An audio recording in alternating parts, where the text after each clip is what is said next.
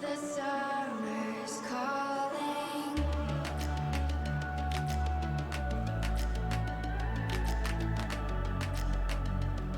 The summer's calling. If the kingdom is overthrown, meet me at the cornerstone.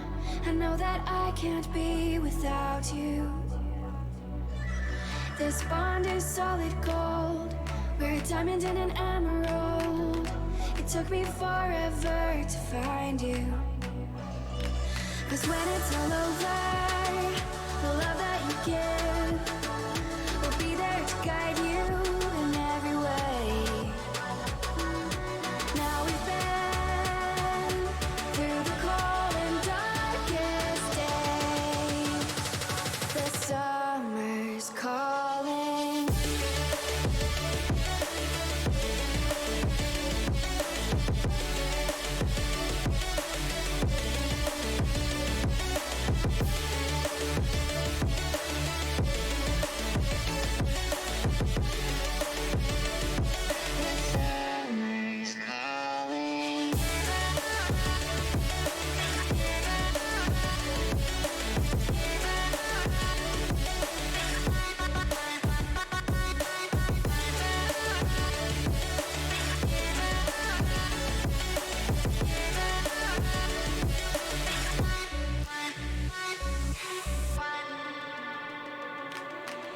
As we wait for the smoke to clear and we watch our dreams appear, I know that we can rise together.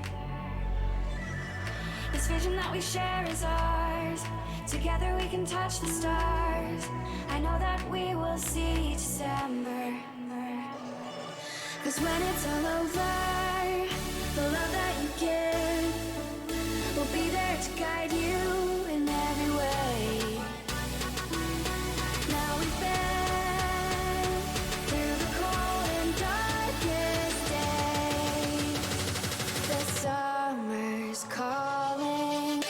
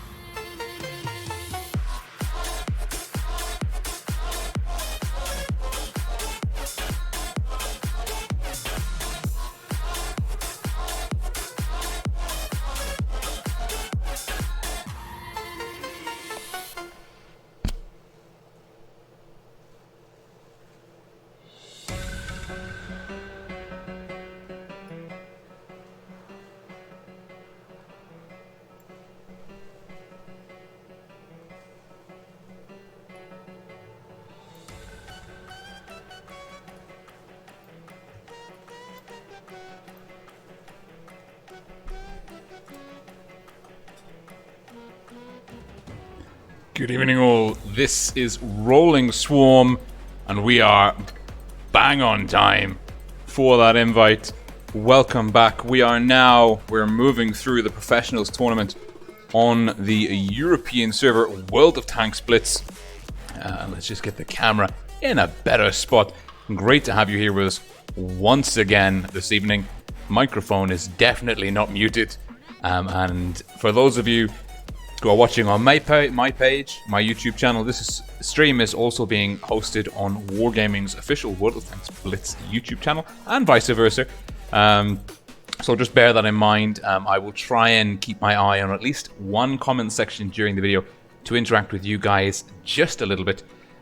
Standard information, of course, to avoid stream sniping. This stream is working on a slight delay of 3 to 5 minutes, depending on the intermediary processes, bearing in mind that it is being restreamed. But enough of the technicalities. Well, actually, no. Another technicality, a small point of order. There are no coins, as far as I'm aware, there are no coins available for this stream. If that changes, I'll let you know. But to the best of my knowledge, we haven't been able to fix the technical issues behind the lack of coins. So my sincerest apologies for that. Of course, I wish you guys all the coins in the world and all of the luck on opening the crates that are linked with that. Alas, not to be. But the good news is we do get to have you a little bit more active in chat, cheering on the teams, making predictions, commenting on some crazy plays or some bad plays that we see during the course of this evening. So for tonight's stream, let me move the camera once more now in the corner, the battle corner, as I know it. Well, we're going to be following R2K, Ready to Kill, captained by Zerd. Very strong team, very storied, having prominence in the Professional Series 2018 and also doing very well in the EU Online Finals of the Twister Cup 2018. They finish top of the pile. And let me just go back to my Excel spreadsheet and I can confirm to you R2K finished 14 match round robin phase. They ended up 12 wins, 2 losses. In terms of series, with regards to individual rounds, they won 39 rounds, lost 19 rounds, a little bit leaky there. Not getting a tremendously high number of clear-cut rounds.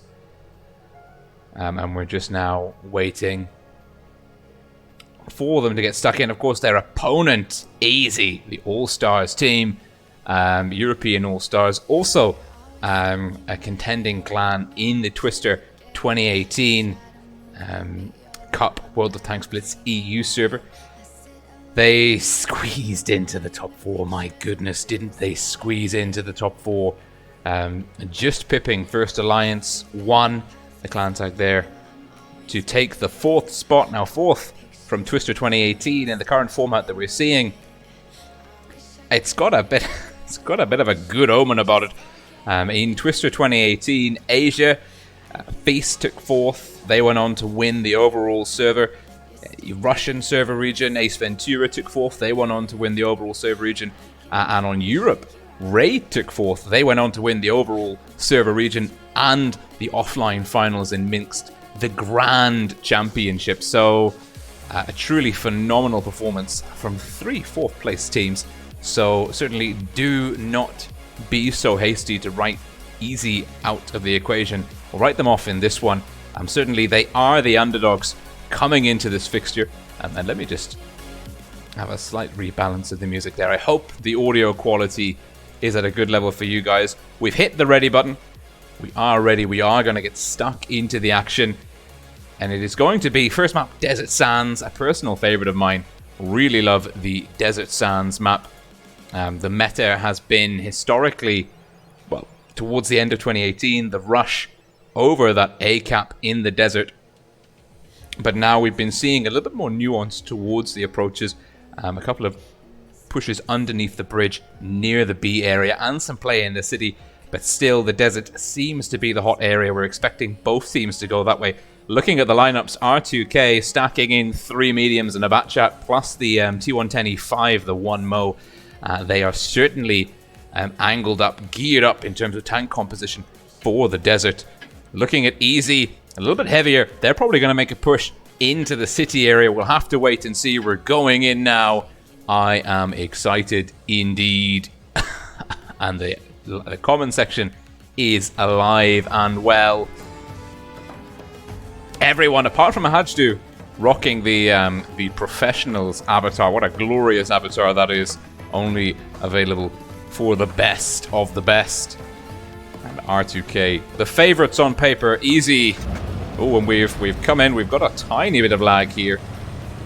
And let's see, we're in. And no party without me. Nico, Bacha 25T, playing an aggressive spotting line. He's spotted. He's using the soft cover of the bush there. Potentially in vain. And he's lit up. We've seen a Hajdu. Both teams, like we foretold, in the desert area. Let's get elevated with the free cam. It's easy, are pretty slow. They've got a nice 5-tank heavy core that are pushing in deep. The T-22 uncatchable. That's a very strong tank. Angled over, well, kind of positioned over A. First bit of damage there, well, second bit of damage. Hajdu's taken some damage. And it is Winch pulling back in the pattern, and it's a very good move to pull back. R2K stacked up deep in the desert. And they are going to be lighting up people. And VIP has taken an absolute flogging. Winch is in trouble. He's having to get out of dodge very quickly in the M48 pattern. R2K hustling. We're seeing the E50Ms, General and Deniak. They're tunneling the T22. T22 goes down to General. Great play. R2K with an early gun lead. It's devolved into a brawl. It's a classic brawl situation. VIP's low. Zerd's also low. It looks like Jack11 and Zerd goes down. VIP goes down. Now Zerd and Muscular's gone down as well. Zerd is the clan commander for R2K. He is the caller. We've lost General. It's 5 on 3. 4 on 3. Absolute carnage. Asubio takes down the 1-mo. It's a 4 on 3 situation. R2K leading with a good hit point and gun advantage. Nico, no party without me, is in trouble. He'll be going down. No, he's not. No party. Takes down Mr. Decaville. Bounces a shot. Asubio trying to get the ram damage in. Doesn't quite manage it.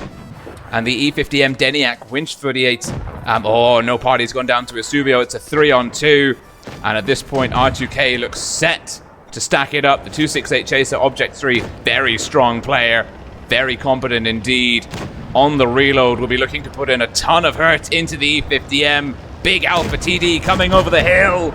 Hammers him. And Deniak will be the one to finish off Asubio. And he connects. And R2K with an absolute monster brawl of a first game. Reminding you guys at home, of course, that it is a best of 7. We've gone up from a best of 5 format from the round robin now to a best of 7 format, and that is, well, absolutely superb. And we can see here, Object 3 in the 268 Chaser had an absolute cracker of a game. 4.5k damage on the board. The E50Ms as well, but particularly Deniak and even the Batcha getting some good damage numbers on the board. Asubio, the E50M from Easy, similarly having a high scoring game. Nice to see the E50M being kind of brought back into the meta a little bit more. We're still seeing on EU, we're still seeing that kind of very tactical map control meta, but the gameplay has evolved away from a kind of a purely heavy set. That's what we're typically seeing still on North America. At the moment on Europe, the gameplay is it's evolving, it's becoming more mobile. We're seeing faster lineups moving towards that kind of Russian focus fire meta of CIS, the Russian server region, but at the same time still keeping the map control elements that are at the heart, the core of the European server region's history. 40 seconds to go, going back into Desert Sands, swapping the spawn as we always do. Each map is played twice. The team will get the opportunity to play once from each spawn. Apart from if we get to a tiebreaker, if we get to a 3-3 situation, the tiebreaker map is only played once. Of course, best of 7, first team to 4 victories takes it. R2K leading Easy 1-0. Easy squeezing into the 4th spot, just making the top 4 cut by the skin of their teeth with a strong win over Eros 3-0 in Tour 14. And we're now waiting for the timer to tick down. Going back in, I'm excited. I am looking forward to this very much indeed. And R2K, well, we've got and we're here on time this time, double 50B, double 140. They're very fast. There's no slow tanks on the R2K lineup. Easy with the Chieftain, the IS-4s, and a Mouse are much more sluggish, although they should be much more viable in terms of a city meta. Now we're seeing the 140s, they're pulling out of the desert, and the T-22 and the E50M, VIP, Ahajdu respectively, making their way across. Ahajdu not quite connecting with the 140s. It was a blind fire. They weren't spotted. Oh, and that's a huge amount of damage. Gregory in the IS-4 has been lit up. He's at 50% HP. Jacolev BHP, and the Mouse is now in trouble. R2K are pushing deep into the city. Easy weren't expecting this. They were not expecting this at all, and Zerd is brawling Jacolev. Tracks him. Jacolev will be looking to get shots in, but now he's got the 140s on his rear. The Russian DPM going in through the back of the German armor. He picks up one bounce. Zerd's going to get potentially trapped. The Mouse is going to pinch the Zerd against the wall. And Zerd will be a gun effectively out of the fight. That's really great play, but it's a two-gun advantage to R2K. Zerd is pincered.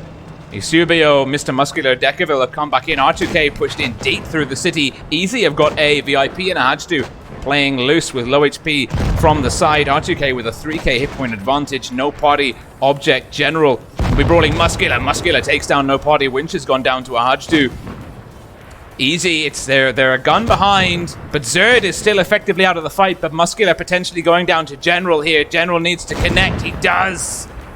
And it's actually Object that connects. And now Object and General will double team Decaville at the same time. Ahajdu is getting double teamed by the 1-mo, and 1-mo takes him down. Zerd's out of the fight. He's looking for shots. He's been pincered by the Mouse. Great play by Jacolev to shut down the IS-7 out of the fight. But R2K now, 4 effective tanks on 1, and they'll be sealing up the deal here on Desert Sands. 2-0 in their favor. And it's all Decaville can do to stay alive. There are so many guns on him. Gets a nice AT roll into the 1-mo, but it's not enough. General in the Object 140 Terror coming around, taking him down. And R2K sealing that one off very quickly. I mean, if we have a look at the round time there, that was a brutally fast game. R2K pushing in deep through the city. 2 minutes and 6 seconds. That's fast. That is a very fast game indeed. And we can see here the effective burst DPM of the 50Bs used very well. They got 2.5 clips, maybe 3 clips out each, which is perfect for the 50B. Zerd led the charge in the well-known IS-7. Good frontline speed. Ended up getting pinned by Jacolev. Jacolev not able to take Zerd down in terms of hit points, but shutting him down, just pinning him against the wall. Great play. But the slower lineup of Easy meant that they were not able to rotate effectively back into the city to respond to the push by R2K. Now we've got 1 minute to go. Let's see, we're going into Fort Despair, classic map here. Let's see if we can't go to Strat Sketch and just have a look at Fort Despair. We've got some doodles on here from before. Let's get rid of those. Voila, they're gone. Fort Despair, probably one of the most quintessential maps of Clan Wars. You'll remember this one, infamous Raid versus C4 in the offline finals in Minsk of the Twister Cup. Let's just fix that. There we go. R2K with a good 2-0 lead to Easy, dominant on Desert Sands. Can Easy reverse their fortunes going now into Fort Despair? Fort Despair, the A-cap here, out on the medium flank, exposed. Vulnerable, control of this corner, vital. Look to see 113s, fast tanks making their way here. Mouse tanks potentially playing around the B area. TDs sat in the backfield respectively for each team.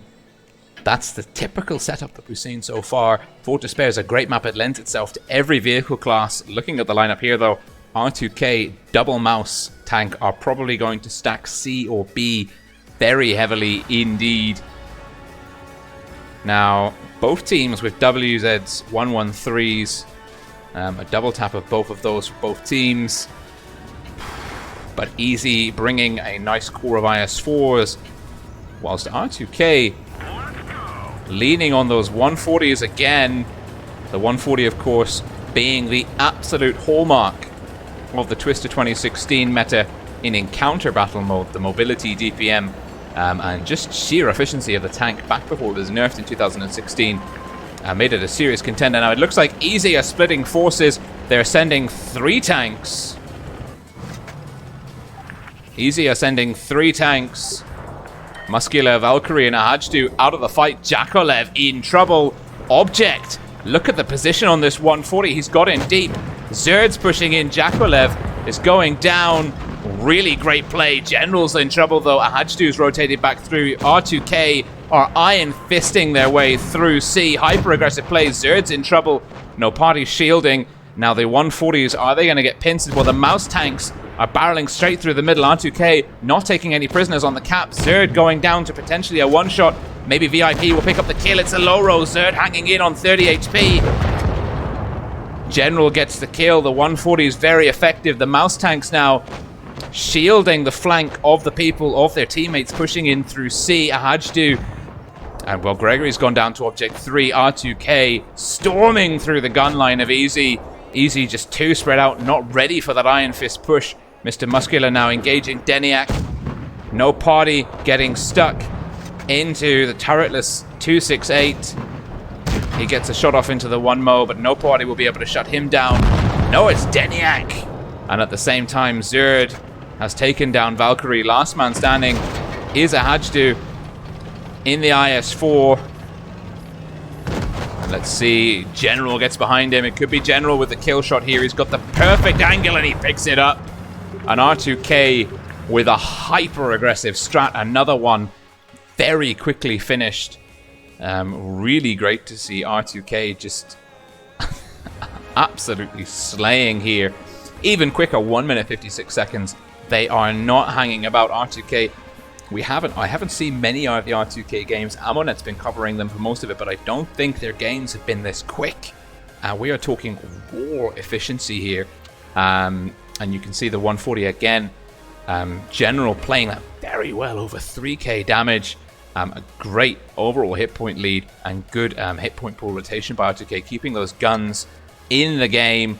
Match point now to R2K. It's been an absolute stormer of a series for them. And now this is a best of 5. It would be all over for Easy, but it is not. It is a best of 7. Of course, though, they are now in the unenviable position of needing to win 4 games back to back versus top of the table R2K. And R2K are just, they're having none of it. We're going back into Fort Despair, swapping the spawns. R2K are just, they are not taking prisoners this evening. Really great to see them bringing everything, absolutely everything in the top 4. Certainly, there's no sense in keeping tricks up sleeves when you get to this stage in the competition. Maybe 1 or 2, but you can certainly bring out your A game at this level. And R2K looking very strong at the moment. They're kind of softening the lineup a little bit, dropping the double mouse tanks, still keeping the element of mobility with the Batchat object, well, the T62 Alpha, sorry, bringing in some TDs, though. Maybe we'll see a more passive gameplay. This one might last a bit longer. Hard to say, though. Easy are bringing in a mouse T22E3, backed up by a core of heavies, the IS-4 1113. It's a nice lineup from both teams. No glaring weaknesses. Potentially R2K with slightly more mobility and Easy with more armor overall. And let's have a look at the relative hit point pools. Winch in the Batchat 25T for R2K. Where is he going? That will tell us a lot about R2K's strategy on this map. Easy with a good 700 hit point lead based on tank composition. Winch, he's going up to the balcony. He's dropped the speed boost. A little bit of terrain trouble there. He's looking to get spots in on Easy. Doesn't get any. We're seeing Asubio leading the charge. The 113s at the same time. R2K have moved very quickly. And they are, this as we said, the 113s can go deep behind A. R2K will control the outfield. Easy. Ahajdu is pushed through. Easy need to make a move for C. Now Valkyrie, this is a potential weakness here. He can. Will he take that shot? He will get a big shot into the 268 chaser, but he's been spotted. If R2K realize that Valkyrie is alone and they have Object 3's called the attack. Now, Easy with the cap lead. They got C nice and early. R2K potentially could shut down the isolated Valkyrie, but there is support coming in. Isubio and the 113 behind him, and we are seeing that push. R2K have responded. Oh, Valkyrie misses a key shot, and Isubio is there behind. Valkyrie gets a nice shot into General. Winch, he's on the drum reload. Valkyrie's in a lot of trouble. General's blocking Winch. They're working together. General now probably all blocked. And let's just see General potentially to get the kill. Yes. And now Winch moving on Isubio. Tracks him. No Party now pushing in. Of course, on the other side of the map, it's not going so well for R2K. We've lost Zerd and the 1-mo from B. Easy with 2 caps and a 2-gun advantage. R2K's push deep in through the E3 and 113 has not paid off. VIP is getting stuck into the back of Winch. Isubio is hanging on like a pro. Finally gets shut down. It's now a 4-on-6, but the hit points strongly in the favor of Easy. Plus they have map control. Object 3 in the 268 potentially going down now to a Hajdu. He gets the kill. Back over here. No Party and Deniak. Last 2 standing. The passive gameplay for R2K not working. They tried to bring the fight to Easy at the E3, but it took them far too long to get the kills in. And they created an overmatch for the rest of their team in B, which Easy happily exploited. And a Hajdu there. The T22 uncatchable, shutting down No Party in the WZ113. Absolutely beautiful gameplay by Easy. Very well played by Isubio and Jakolev. I think it was Jakolev in the E3. No, Valkyrie, sorry. Valkyrie in the E3. Mr. Decaville. 3k damage. The heavies for Easy on the B area. We didn't catch most of that action, but it went firmly in the favor of Easy. They had a big gun advantage, which they capitalized on when R2K made the push in for the E3 and the 113. And R2K, they lost their hit point advantage in that poor tactical decision, sending bulk forces after a few and not killing them quick enough and leaving themselves vulnerable to attack from behind. So R2K leading Easy 3-1. Easy still in a very stressful position, needing 3 wins back to back.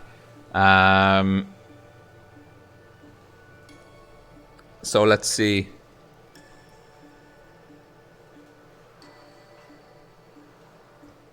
We're going in now to Port Bay. Port Bay, another, well, a very different map. Of course, we've got the 2 caps, A and B, deep in the city. We've got the C cap out on the flank. This is a great map for TDs. Certainly, we've seen some very sneaky bait strats being used in the past. It looks like R2K are going for another aggressive lineup, very diverse, bringing the 50Bs. They really have success with the 50Bs. Potentially, this signals another rush strat, or potentially a bait.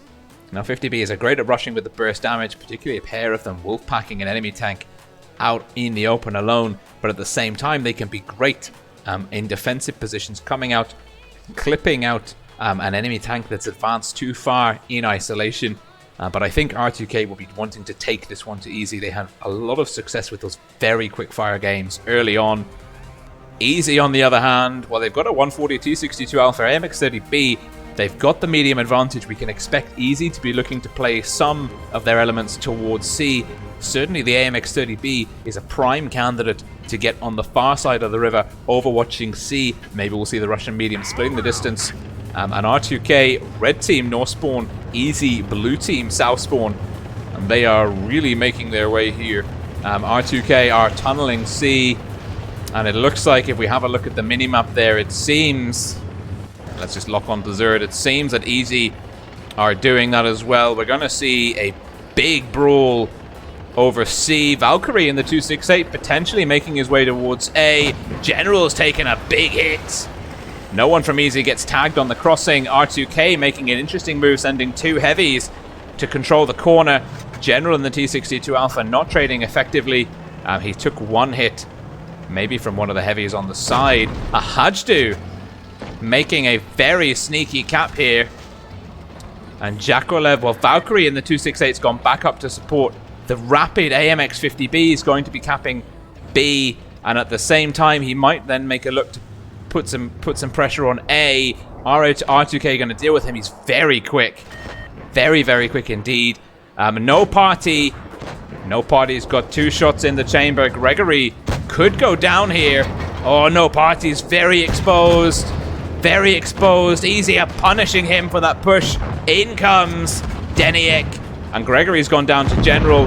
No Party's gone down to Asubio. Deniak's looking to pick up the 140. Zerd's gone down to Jakolev. It's 2 guns down apiece. R2K leading slightly in terms of hit points. They've got a 1-gun advantage, and also Object in general should be able to put down the T-62 Alpha Asubio here on the C flank.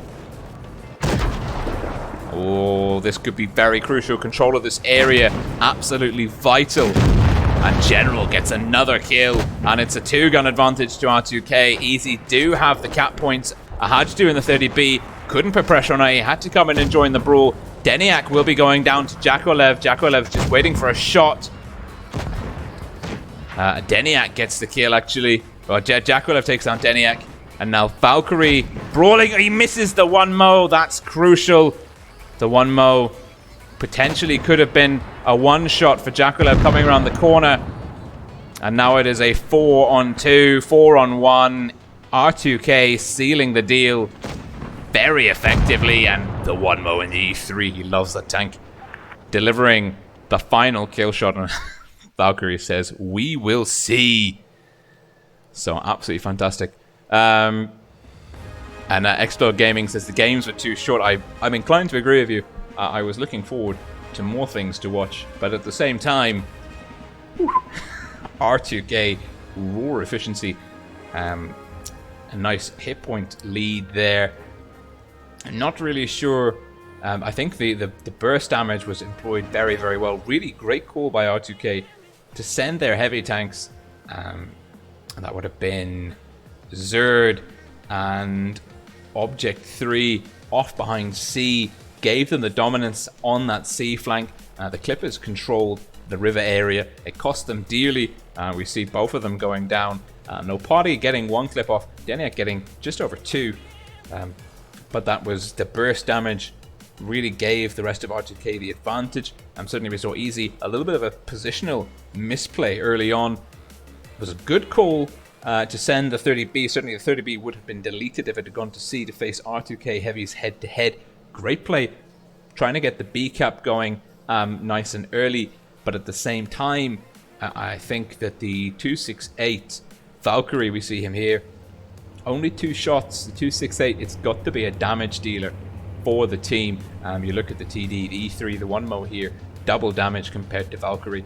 And 268 is a damage dealing tank. It's not really brought for anything else. And kind of sending it towards the city, then bringing it back, and it was always on the back foot, always slightly out of position in that brawl around the C area, was a little bit a little bit of a misplay by Easy, but they're not out yet. You've got to remember, it is a double elimination format, best of 7. So Easy will now go and face the loser of Eros versus Raid, and then the loser of that match is out. Double elimination, 2 losses, and you're out. Now R2K will play the winner of Eros versus Raid, and the winner of that will go through to the grand finals. And we should be seeing that match, R2K versus either Eros or Raid, coming up soon. And just a kind reminder, I'm keeping my eye on the chat. I hope Wargaming on the chat on my channel, on Rolling Swarm's YouTube channel. I am hoping Wargaming are doing the same. If you know the scores, if you're chatting to the players, or if you are, look at this beautiful Chieftain Mark 6, Tectonic Camouflage, going from the shop soon. So if you like it, get it before it goes. So yeah, if you're speaking to the players, if you're keeping your eye on the websites, if you know the results before they're shown on stream, please do keep them for yourself. There are some people here on the edge of their seats, keeping the dream alive for the team that they're supporting. And spoilers can be a little bit of a disruptive force for other people's viewing experiences. So please do. If you know the scores, keep them to yourselves until they have been revealed on stream. But R2K beating Easy 4-1, making very swift work of their opponents on some maps. R2K now going through to the second upper bracket. I believe that's what we're calling it at the moment. And let's just see. Now I need to have a quick chat. Actually, well, first of all, big shout out to the guys from Wargaming for bringing me on board onto their channel to do this. Of course, I absolutely love doing the casting, the coverage, and it's always an honor and a privilege to be brought in to do some stuff for Wargaming on their channel as well. So let's go to the chart. Final stage. Now Eros and Raid are still playing. We've got some time to kill. I'm on PC controls, so you won't get me going into a game revealing my noobery on PC controls for all to see, but what you will see are some replays. Let's see. Do we have any more extra juicy replays stacked up?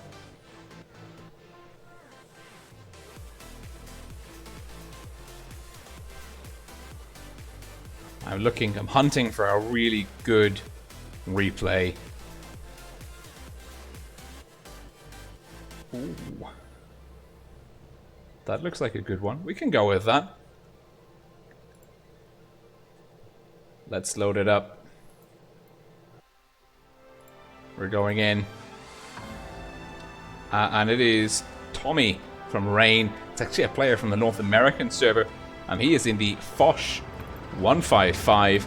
I think we saw a replay from him on the Foch 155 from Himmelsdorf yesterday in the North American stream for their tours 13-14. He is monstrously efficient in this tank.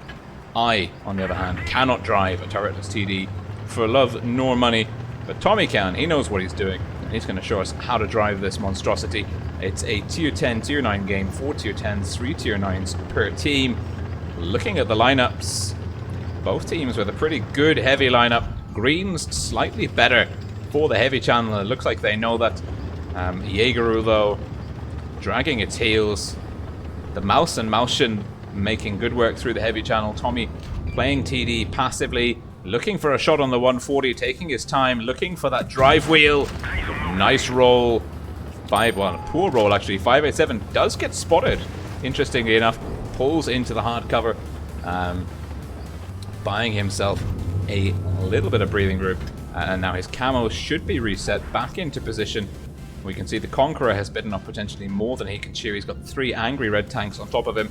We don't have a free cam. We can't go over and see exactly how much trouble he's in, but the 140 is back for another dose of alpha. And at a 623, Tommy pulling back once more. We've lost the Conqueror, the T62 Alpha Silverback Reclaimer. The Union Clan pulling back under the fire of the TDs behind him. Wise move. We can see a T54, tier 9 Russian medium red making its way, and the 215B presents a nice target there. Tommy with the affirmative saying, yeah, that was good. I like that. Tommy, we're not even 2 minutes in, and he's close to 2k damage on the scoreboard, and he's covering this T62 Alpha, but we know that there are tanks coming in through the back. Now, are they going to come in through the back of the TDs? They are. We've got the T52 Alpha and the IS-7 on the minimap. The Jaegeru looks to... Tommy doesn't quite have an angle there. If he turned around a little bit faster, lucky bounce. And Tommy looking to brawl an IS-7. Well, the IS-7 looking the wrong way. Nice roll, 686. RN Jesus. Backing up Tommy here. Jaegeru puts a lot of damage in. IS-7 potentially in one-shot territory. Reds with the 2-gun advantage. Tommy looking for that. Gets a low roll. He's going to leave the Jaegeru to finish off the business. But there's the T-54. Who's the Jaegeru going to go for?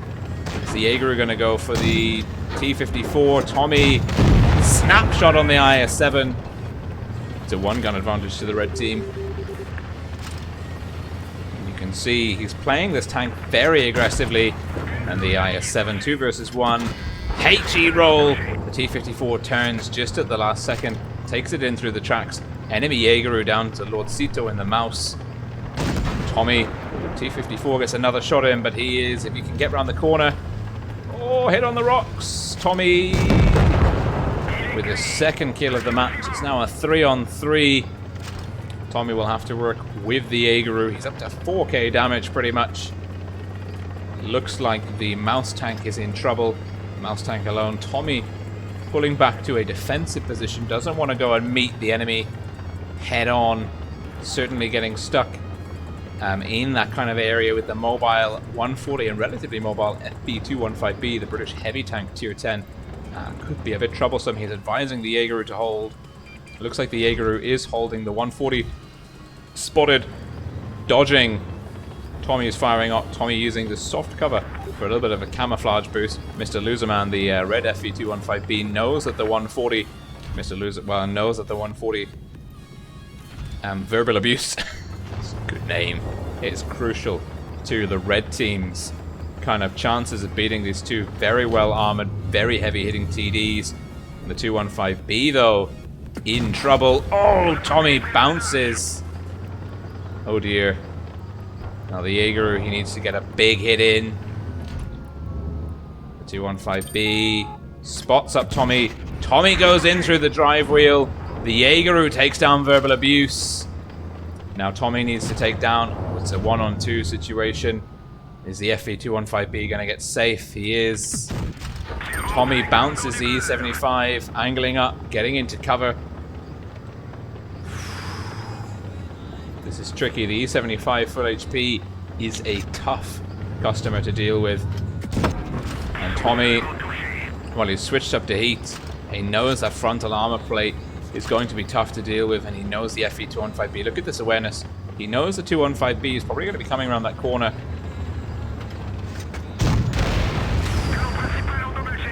Gets a good hit. Bounces. No, he doesn't bounce. He takes a hit from the E75. There's the 215B. The 215B bounces. Oh my goodness me. Tommy connects. He's hit the ammo rack. He's pulling back. Bounces the 215B. Bounces the E75. That is how it is done. Using that frontal armor profile to perfection. Dodging the 215B. The Hesh round in through the side could have been enough to finish him off. Heat roll. Sliding down the hill. He's now potentially a one-shot for a good Hesh roll on the 215B. The 215B, a two-shot for Tommy. Mr. Loserman bounces. Oh, now Mr. Loserman, if he can get behind Tommy, if he can get behind the turretless TD, but he can't. It's reverse numbers. Tommy jinx, and Tommy should have him now. He should have him beat on the reload. Takes his time. 7k damage. Would you believe it? Absolutely insane. And the Red Eye is 7 saying GG to Tommy and the Fosh. And yes, we will of course take the friend requests. 2 so far. Pretty good going. Tremendous performance by Tommy. Rain, North American server. Mr. Loserman and the 215B also having an absolute storming game. Almost 3k damage, 3 kills. We don't see the medals because it's on a different server, but very, very strong performance by those two players. And great sportsmanship all round. Nice and sociable. Platoon requests. Sorry, we're not accepting platoon requests. We're not playing. I'm on PC controls, and certainly we're not about that kind of stress. Let me just check in with the chaps from Wargaming, seeing what's happening now. And actually, we can probably check in on the scores. That will be something worth talking about.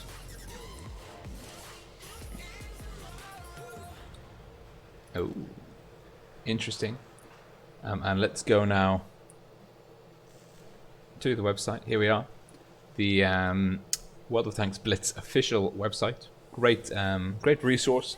Lots of news, Hall of Fame, information on vehicles, links to different media, services, player support, etc, etc, etc, and also the tournament results, match schedule, and the like.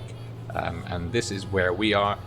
We are now focusing on these two games. These are the ones which have just happened. R2K beating Easy 4-1, Raid beating Eros 4-2, Raid coming in second place Eros coming in 3rd place out of the group stage. So this is not a tremendous upset. It's kind of what we'd expect, to be honest. Eros now will go and face Easy in the losers brackets. R2K and Raid will meet head-to-head in the winners brackets. Now I think I'm covering R2K and Raid. I don't have confirmation of that yet. So I mean, we're either going to see R2K versus Raid or Eros versus Easy. Now I'm imagining, because this is also being streamed on Wargaming's official server, which is, I'm here if you're watching there, and I'm also on my own channel if you're watching there. But I imagine because we're hosting for Wargaming, we will be following the winners bracket, R2K versus Raid. That's a pretty important match, because the winner of that one will go through to the grand finals, guaranteed 1st or 2nd place, depending on how they do in that matchup grand finals. The loser will then go down to face the winners of Eros versus Easy. So probably, well, we did see Easy beat Eros 3-0. So maybe Eros set to go out 4th in the top 4. Could be a bit of an upset. They were very hot favorites, at least in my book, coming into the tournament. But they've really struggled in the last couple of fixtures. So we'll have to see. Well, let's go back to the garage. Et voila, here we are. And just to put it in perspective for you guys, Raid finished with the round robin phase 11-3, 35 rounds won, 15 rounds lost. Eros finished 10-4, winning 33 rounds, losing 19.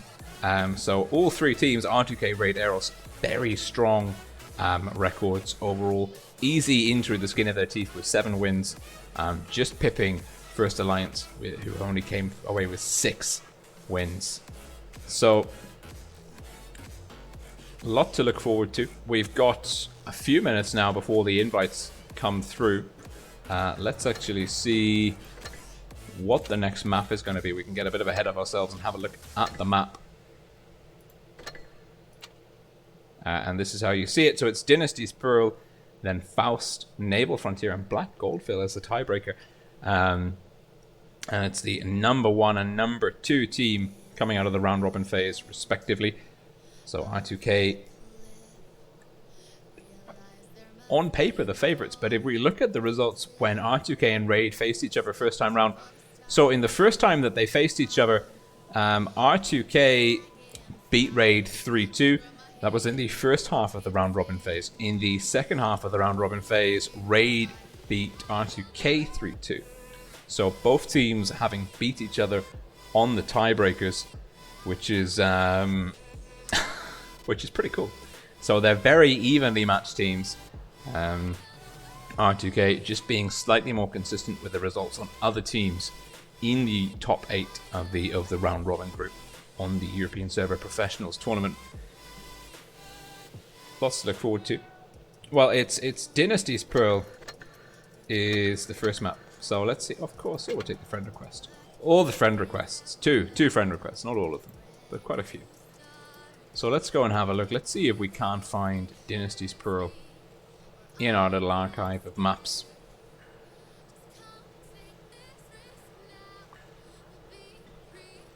Fantastic. Okay. Looking good.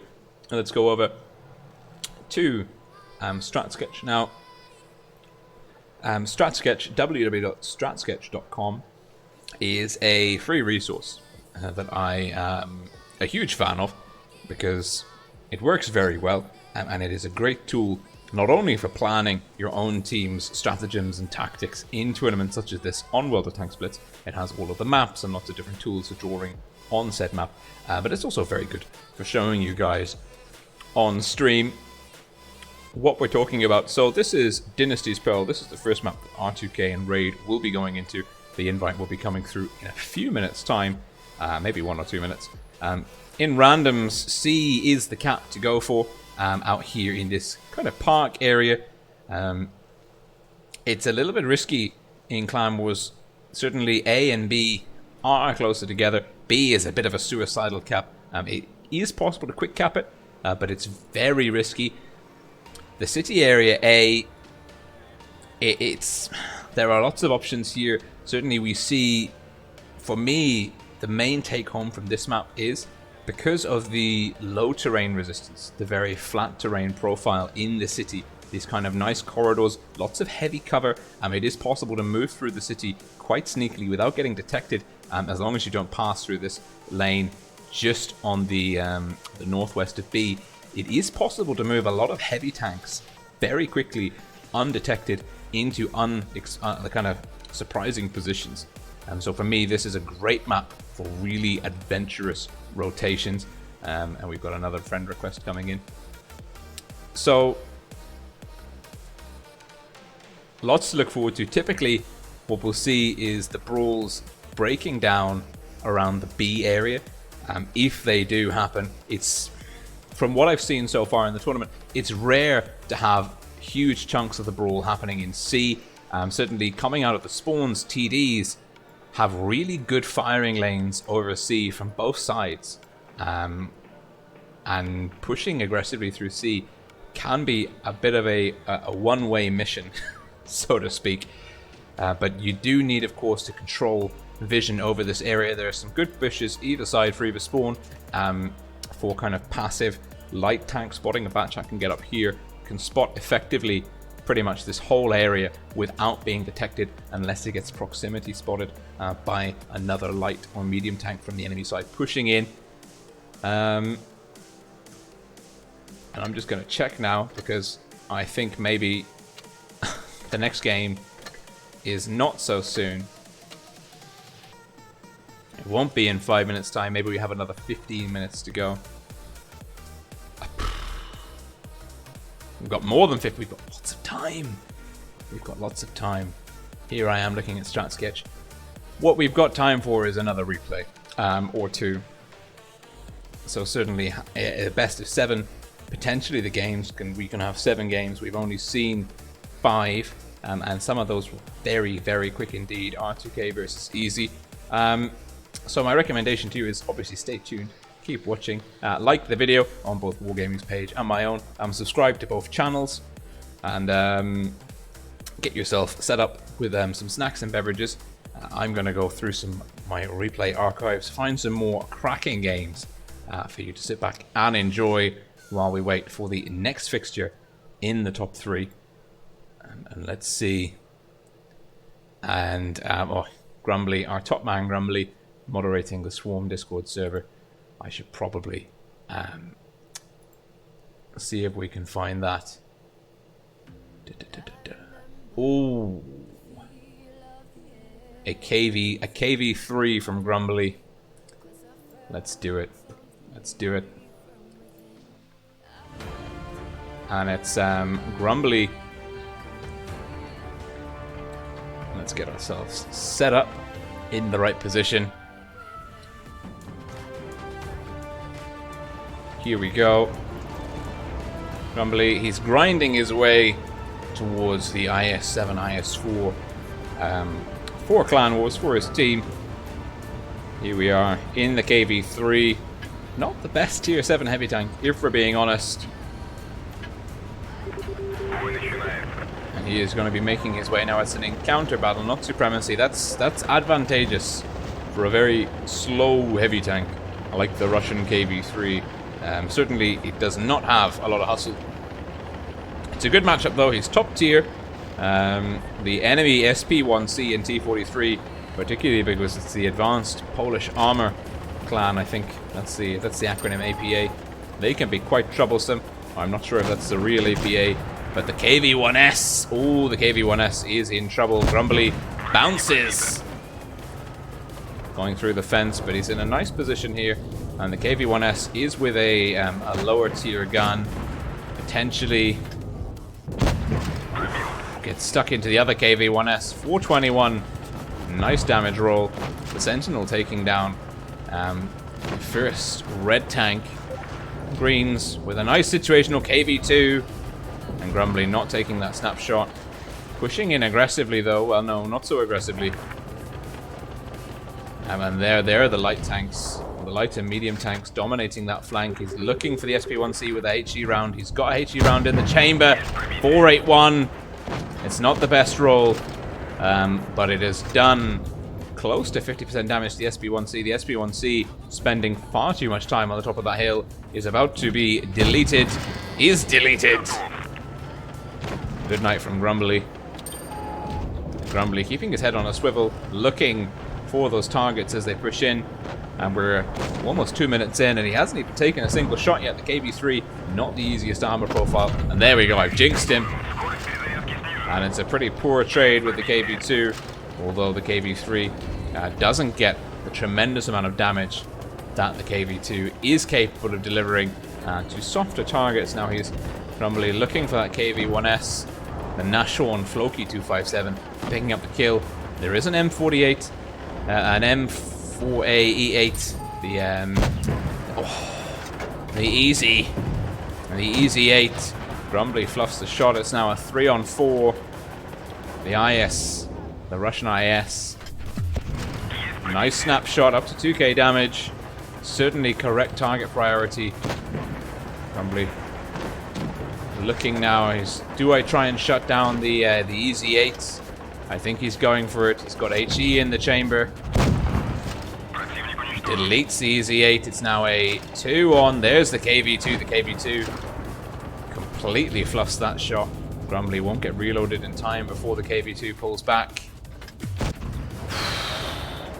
Narrowly misses. Green Tiger. Where is the Tiger? Holding on for dear life, no doubt. 30 HP. We're approaching Kolobanov City for Grumbly here. T-43. Nice roll, 399. KV2. Another low roll. Grumbly. Nice bounce on the T-43. If he can shut the T-43 down, he should be able to do it.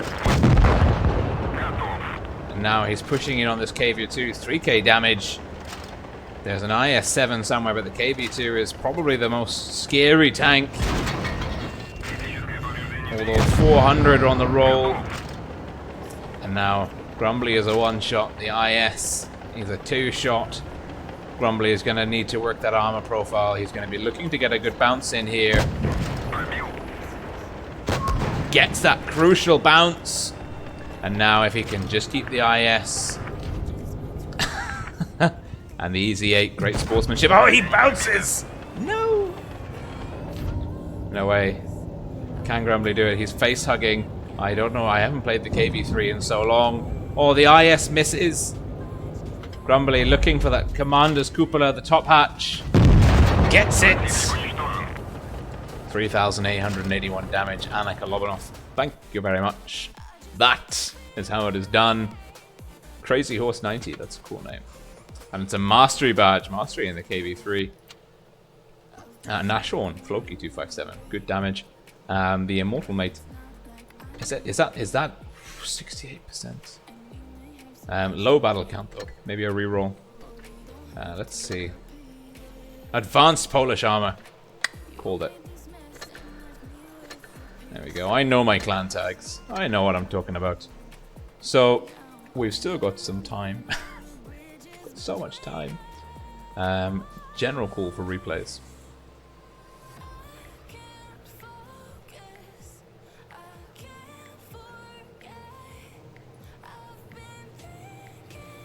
Oh.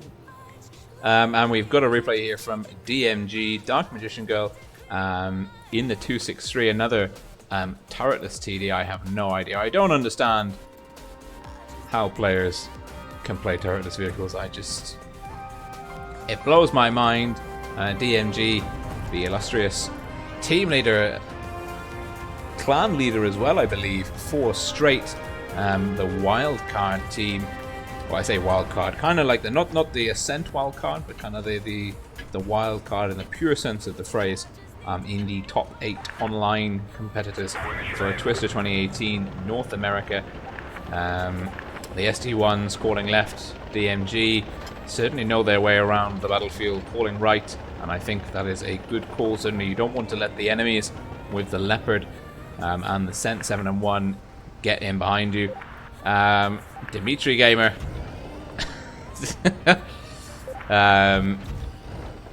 going off on his own sim. We'll see how that goes. And Royal Booms, the 121B Invincible. Glorious camouflage that is. Absolutely, definitely the fanciest camo. And the IS-8 is down to the T-57 already. The green team about to be eaten alive in the city. DMG, that's potentially 930 damage already. The blind shot did connect, and he gets a very generous roll. Oh my goodness me. DMG, they got a very, very generous roll, and oh no, the 121 Invincible caught fire. DMG is just in all sorts of trouble now. The Leopard, oh, the Leopard hits that wall. That's a little bit of a blessing there. DMG, that was a cheeky shot with a high explosive. There's the Scent. Scent coming in. DMG. Can DMG angle up to both targets? Probably not. The Leopard might get another one in, but DMG can shut down the Scent 7-1. There's the Leopard. The Leopard does get one in, but the Leopard is now easy pickings. DMG racking up those kills. It's now 4-on-5 in the favor of the red team. VT, DMG has already got HE in the chamber. Nice snapshot. Bounced. Crucial bounce. 268. Opa Krogman coming in for support. There's still a 183 somewhere on the red team, probably in the TD bush, which is still putting DMG in one-shot territory. DMG now looking to farm some damage at range. 4k damage on the table. Now getting stuck into the enemy. Oh, bounces.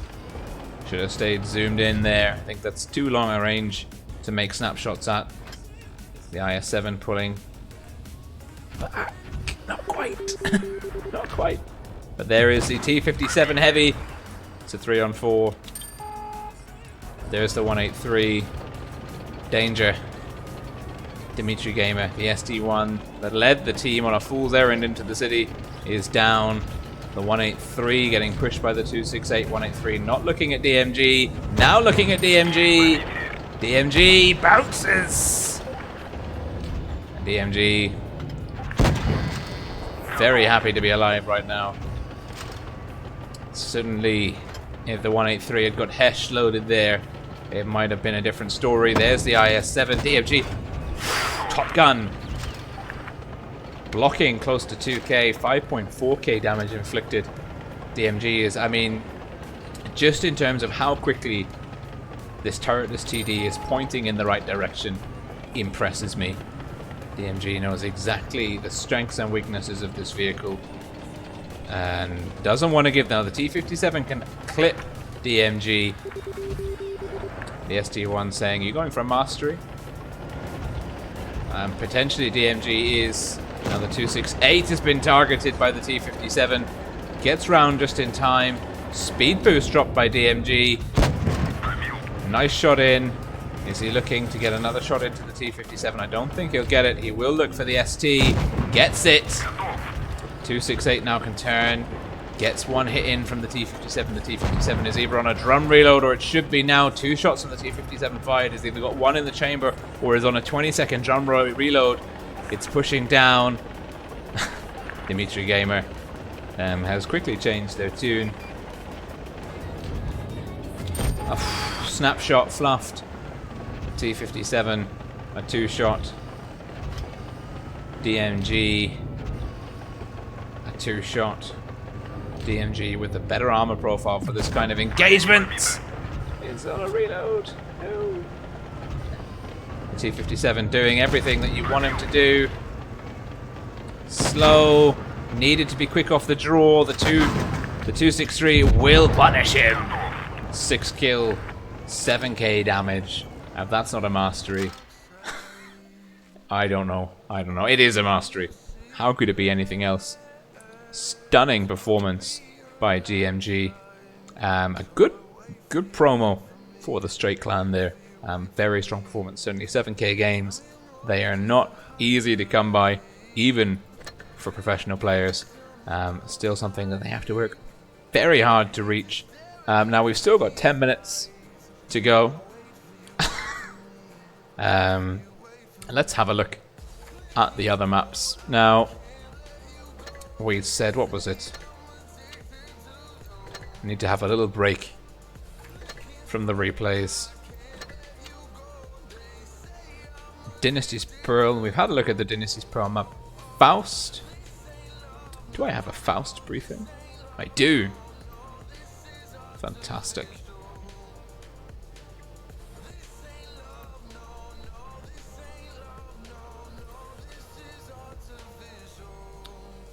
Let's see.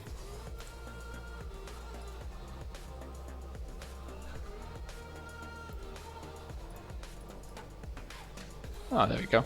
Wonderful. Let's go over to Faust. Now, Faust is another newish map. It's getting less new, but it's great to see Wargaming bringing in another 4-cap map. I think we've got the classic of Canal and Himmelsdorf, and now we've got Faust and Normandy, which are also 4-cap maps. I think that's it. Not sure. But this is a very interesting map design for 2 reasons. Well, one, it's a 4-cap map. 3 reasons. One, it's a 4-cap map, which is just interesting in and of itself. The main thing, however, to note is, and we've got our little yellow pointer on the go here, there are 3 caps in this kind of triangle area here. Teams from the south spawn have got a quick pass to D, from the north spawn a quick pass to C. It is possible to crossfire resets from C to D. Teams do need to be aware of that. There's nice corner control positions up here, a little bit exposed. You can get punished on the crossing from these multi-level areas. That's the second interesting, well, the third interesting thing is this game has got with the number of ramps and kind of multi-levels and paths under and around your opponents, you can really perform some very interesting maneuvers and shenanigans, especially at the team level, when you're coordinated and you're working as a cohesive unit. So, going back to the caps, these 3 quite clustered together. I actually spoke to Zerd from R2K. We were watching back some of the games from the EU server, the Eros versus R2K in the first half, I believe, some of the earlier games. And Zerd was saying that actually the B cap is a very important cap on this map because you can get a very sneaky surprise advantage in terms of cap control and also map control. It is possible to cap B, and then I'm not sure exactly where the positions are, but somewhere here you can squirrel your tank away after capping B and put yourself in a position where for the enemy to dig you out, they have to come in through all the lines of fire of your team. So B actually, for the pros, is, I mean, you don't see it used a lot early game in randoms, but for the pros, this is a linchpin area. Now A, obviously, it's a bit of a stretch away from the spawns and also the other maps. Controlling this area, this is the kind of the go-to area in randoms. If you can clear this out, get a couple of guns advantage, and then flush your way through, either back into the enemy spawn or back through your spawn, you've got lots of options. But it is important to control it in Clan Wars. Obviously, you can't leave bases unattended. Teams can capitalize on that and start putting cap pressure against you, which forces you into unfavorable situations. But at the same time, it's always a balancing act. Like, how many tanks do you commit? If you send 1, if they run into 2, they could get deleted. If you send too many, then you're at a weakness, a disadvantage in other parts of the map. So for me, this map, between the kind of multi-level, the strange layout of the 4-cap, it's just such a unique map. In terms of its gameplay style, it's horribly difficult to cast because there are so many different lanes of fire from different levels. I'm not even 100% familiar myself with where different areas can get shots into. So it's difficult to kind of keep track of the action. There's lots of brawls, lots of sniping happening simultaneously, and the trick is to kind of understand where the effective DPM for teams are. And the teams that kind of master that art form on this map most effectively, typically, I think, come out top. But at the same time, just a spanner in the work, Faust does present the opportunity for very good rush plays. Lots of those kind of channels, rush and pincer plays. We've seen a lot of that on the Russian server. And actually, I believe it was C4 versus Win in the wildcard tournament following on from the top echelon championships. C4 showed just what a Russian focus fire team can do on Faust. So Faust, it's a nice map. It's horrible to cast. It's hard to cast, but it is great to watch gameplay on it. And let's just now see what's the other map, Naval Frontier.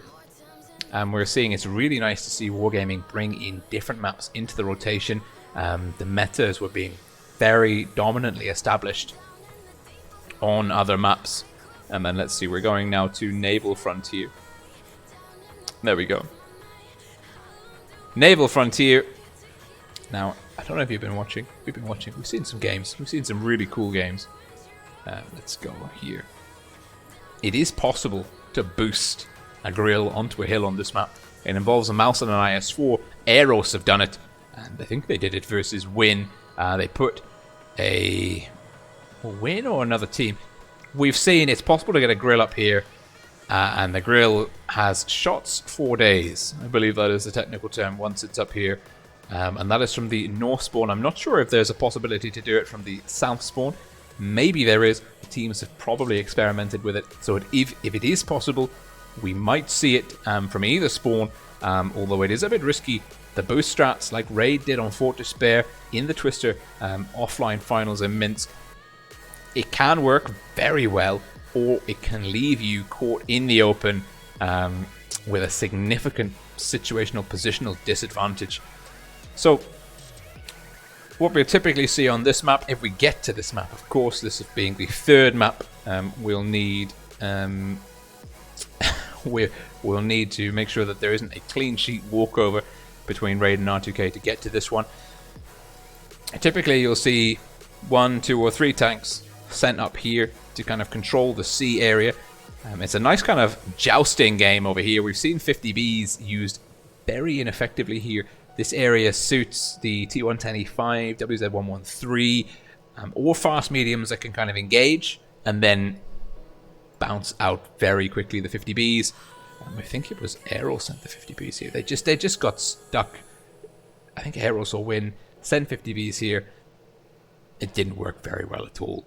They didn't trade effectively. The tall armor profile, very soft armor profile of the MX-50B, the French heavy clipper tank, just didn't trade effectively, and then on the drum reload was vulnerable to the rush. So here it's a bit of another balancing act in terms of map control, and this is what the EU server is renowned for, at least in my books. So I'm keeping my eye now on the clock for that invite. It will be coming through any minute. So C is it's the medium cap. Bat chats, there's a nice little bush here as well. Soft cover, camouflage. You can send a very fast tank, maybe a Leopard, Batchat, or an AMX-30B, that new premium vehicle, which has proven to be actually quite useful in Clan Wars. Can get here. Alternatively, you can dig in slower with a slightly heavier lineup, maybe a double IS-4 or a 113. Can get there, hull down to contest C. B is a bit of a fool's gambit. You can cap it, but it's not easy to hold. And it does quickly turn into kind of this gravitational pull, drawing in tanks from the C and the A flank into a brawl here in this pit on Naval Frontier. On randoms, you have the heavies fighting off here in these little flanking lanes. This area not so much used in Clan Wars. You do try and sometimes see bat chats with the fast cap strats, trying to take as quick and as efficient as line as possible into A, for a quick cap on A. Typically the teams here, they're trying to suss out where the other team is going on this map. I think that's really important, more so on this map than on other maps, because you need to control caps, but you also need to control... This is true of all maps, but I'm trying to emphasize here that it's particularly true on Naval Frontier. You need to be super confident about where the bulk of your enemy's forces are, whilst at the same time making sure that you aren't caught out of position. It's a surprisingly large map in terms of how long it can take to get from one part to another. And there's lots of kind of depressions, undulating terrain, kind of in and around in an X shape around the B area. So it's an interesting game. So and we've got the room invite here is now as well. So actually I'm very excited for these maps. It's going to be absolutely fantastic to see these play out. And we are watching R2K versus Raid. My hunch was correct. Now, Dynasty's Pearl, let's pay attention to the lineups. Hopefully these guys get ready pretty sharpish.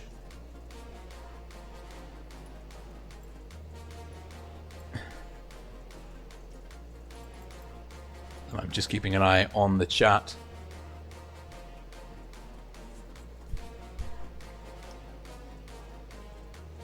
There we go. A good chunk of you watching on my channel. Not sure how many are watching on Wargaming's channel. Hopefully, similarly, another good chunk of people tuned in for the action. And we're now just waiting for people to ready up. R2K will be starting off on the south spawn. Oh, didn't mean to click on that. R2K will be starting off on the south spawn. Raid will be starting off on the north spawn. It doesn't look like Raid are doing any kind of boosting shenanigans here.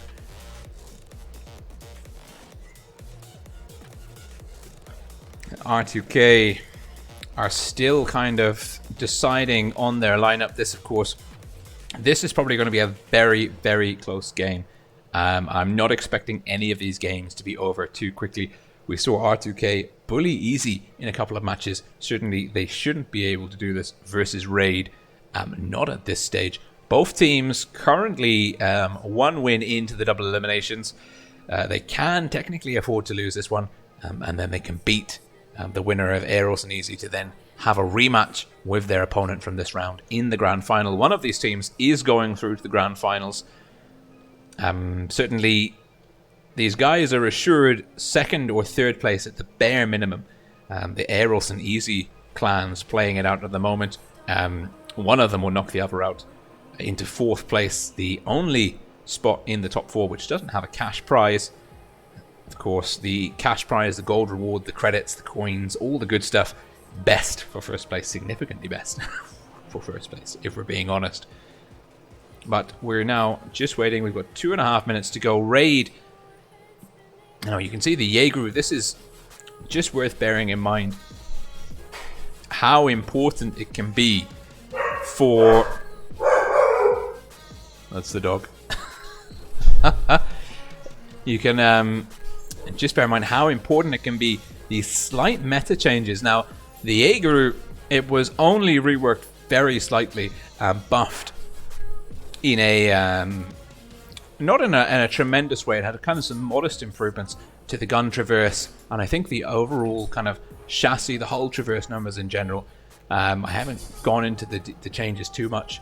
I haven't had time to do that, unfortunately, but it's been buffed enough that it is now featuring quite regularly in the esports lineup, and I think that's one of the truest tests of a successful rebalancing, is if a tank goes from not featuring in the esports meta to them being included. Certainly we saw that from 2016 with the meds being dominant, and then the heavies following Pramo nerfs and reworkings of armor and things. Heavies then became dominant, and now we're seeing all tank classes featuring in pretty much every game. So I think at the moment Wargaming are doing really well in terms of tier 10 balance. Just from an objective meta overview, certainly their goal to have as many different vehicle classes used consistently seems to be going to plan. Now, R2K are playing a glass cannon lineup. We've got a triple IS-4, double 50B, double Batchat. There's a lot of punch there, but the burst damage with the soft French chassis, it is a glass cannon. There is, make no bones about it, it can work very well, or it can backfire tremendously. And Raid certainly will be ready to put the pressure on R2K if R2K make any mistakes with this very finicky lineup. Raid, on the other hand, much more sturdy, reliable lineup. We've got a T22 medium and as well a core of IS-4s and 113s, two apiece. The Mouse and Jaegeru super heavy is the Jaeger with a tremendous punching power. Will be very interesting to watch. Whew. It's exciting. I am excited. Let us say that. And we are going in 1 second on the clock. Take that opportunity to have a sip.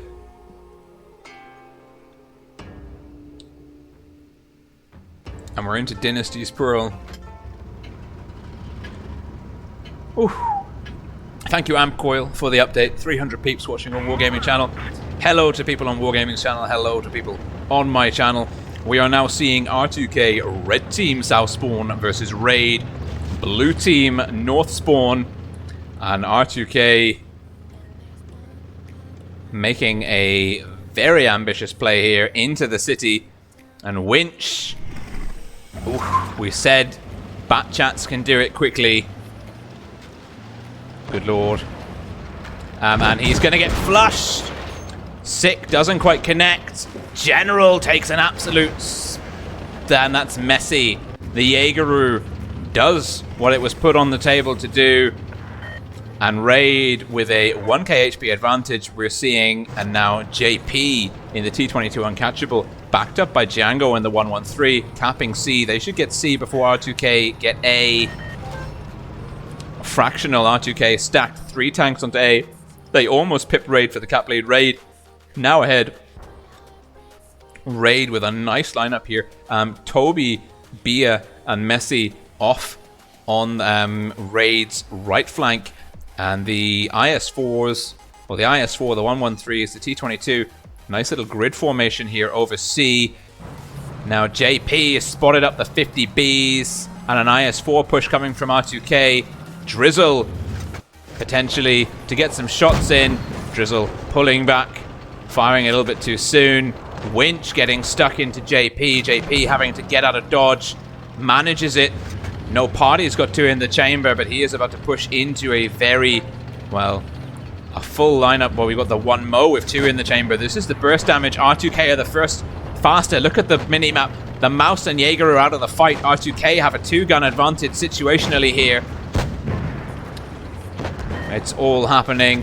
No Parties on a drum reload. General should be able to take down Drizzle. He's got 1. He's got another one. Potentially if Nico. Oh, Nico keeping it close. R2K. They've got a big hit point deficit. First gun advantage. It's been tied up. Second gun advantage. Guns tied. It's broken down into a brawl around C. I didn't think this would happen. Now JP and Toby are here. The Mouse and the Jaeger are going to start bullying that soft R2K lineup. I think Raid have got a good advantage here. R2K need to keep their soft tanks alive, but actually it's a 5-on-3. Raid need to shut down the Clippers ASAP. 6 looking for Winch. Or is Object 3 the call? And actually maybe R2K. They've got the 50Bs on the reload. The 1 Mo is now on a drum reload. Can Toby shut him down? No, he can't. Toby's looking. Oh, it's carnage, and now it is just Toby left.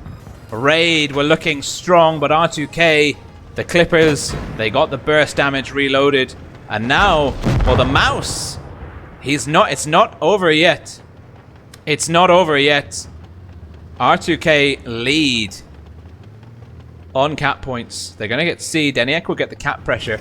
Toby's got about as much HP as the 1 Mo, no Party, and Deniak, but the 50Bs have got 6 shots between them. Deniak will lead the charge. No Party's going to come in on the flank. Lands 1. He's going to be landing 2. Toby's going down. Brilliant play by R2K. Keeping the Clippers alive until the end. Clippers certainly favoring the late game. Burst damage being much more effective against tanks at 50% HP and below, rather than tanks starting off with a full pool of hit points. And you can see the 50B, no Party playing very aggressive early on, pushing 3k. Close game, very, very close game. Much closer than the hit points would have suggested. There was a moment there at the 5 versus 3 scenario in R2K's favor where Raid, if they'd shut down the 50Bs, might have been able to manage it. They didn't quite convert those low hit point tanks into guns off the board and kills. So we've got Hamish the Ham, Ghidorah, Wasio9, the Airman Dude. Lots of great people in chat. Grumbly is here as well. Thank you, buddy, as always, for your help. Mud People, Nike SB, Mecha Nox, Irma Bex. Fantastic stuff. The chat is alive and kicking. Do make sure to like the video, subscribe to both channels, both Wargaming's official World of Tanks Blitz channel for us English speakers, and also my YouTube channel. Would be very kind. But now going in, R2K returning the favourite, double Jaegeroos from R2K. It's a new meta for me, but with triple 140s. It's lovely to see how the lineups are evolving through time. Raid sticking with what looks to be exactly Raid, taking exactly the same lineup to the table. R2K with the 1 point advantage at the moment, stepping away from the Clippers, going into a double Jaegeroo. The question is, can they use that effectively? I'm not sure where the Jaegeroo is best suited to on this map. Maybe R2K are going to make a city push in towards the A-B area, or maybe they're going to focus their attentions again on C. Certainly with the triple 140s, they've got that option on the table, and the triple 140s should be able to bully the T22 if the T22 overextends into medium territory. We're in.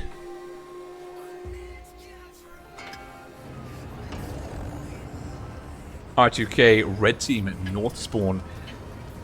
Raid, blue team, south spawn. Let's get this show on the road. And we'll follow Zerd, team captain for R2K. And it looks like, well, the 140s are going to be making a play. Let's switch over to Deniak. No, we won't. He's hit a wall. Let's switch over to General. It looks like the 140s, well, Deniak and General making a play in the 140s for A. They're going for a quick cap. The other 140, Winch, coming back that way. Zerd in the IS-4 making his way for A. Object 3, the other IS-4 backing him up. Zerd quick into A. The Jaegeroos locking down. Double Jaegeroos will lock down this B lane. A little bit of a risky play here. No one on the rear of the Jaegeroos. The Jaegeroos could get pincered if Raid get aware of what R2K are doing early enough. R2K, though, with a very strong position. Good cap lead. Zerd will need to make sure that he doesn't overextend. He could lose a lot of HP on that hill. No party. And the one Mo facing the same way, vulnerable to a push. Raid with a 15-point cap deficit. Toby in the mouse playing very passively in the backfield, relatively isolated, but certainly out of harm's way for the time being. Raid stacking up Django, Messi, and Sick here on the corner. Toby, the mouse, they know where, certainly Deniak and Winch know where he are. Now Raid, they need to make the move. Great hit by Toby into Winch. The pressure is on Raid. Let's see the rotations. The 113s and the mouse are coming into... Well, the 113s, the IS-4 are coming in to support the mouse. The mouse is advancing. At the same time, we've got Drizzle and JP patient on B. Messi and the Jaegeroo kind of mirroring the 1-mo and no party. Drizzle's pushed into B. That's triggered the 1-mo and no party. And Messi will come in support. Messi's looking. Is he moving in? Puts a big hit into Object 3. But Drizzle is now the call. He's being pushed by Zerd. General, the 140s are flexing in background. They're looking. R2K are looking to get the early gun advantages here. And Deniak and General, they'll burn down Drizzle very quickly. Drizzle, an extremely dangerous player in the Raid roster. But make no mistake, Raid have answered in force. They're leading in gun in terms of hit points. They're not leading in terms of guns. Raid now flipping the table. Both teams, and it's the first move. Winch, taken down to a one-shot. He was looking for C. It wasn't happening. Or looking to get past at least. And Raid, JP in the T22. He's gone for for A, sorry. And Raid with a nice... They've traded so effectively here. They've got both caps. Cap lead. Well, the cap lead is coming. They are a gun down, but they've got a good 2k hit point lead. R2K are bringing it back. They're pushing into B. I'm not sure how much of a good idea this is. Toby could go down to no party here if no party can push in aggressively. Oh, he tracks Beer. That's not ideal. Toby's looking to get shocks into No Potty. R2K have got B. No Potty gets some critical bounces. Zerd's looking very low. Objects pushing in. And at the same time, we've got the Meds flanking in through the back. They're looking to get control on all three caps. No Party's gone down to Messi. And we've lost JP to Deniak.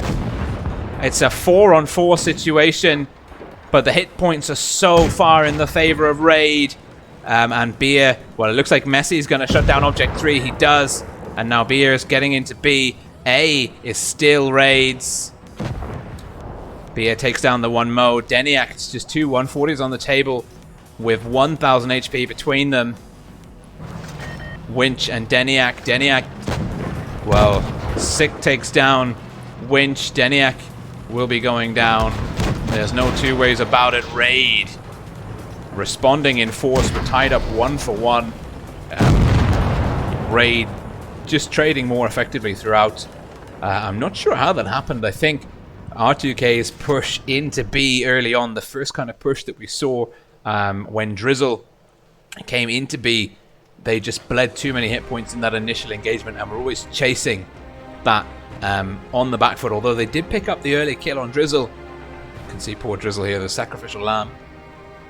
They did pick up the early kill. It put them into it cost them too much. It cost them too much, that push.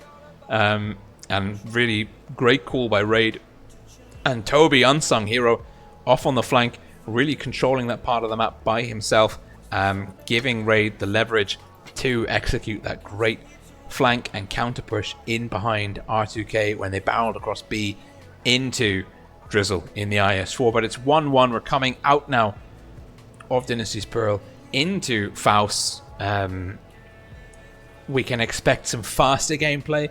I would be surprised if we see any Jaegeroos on this map.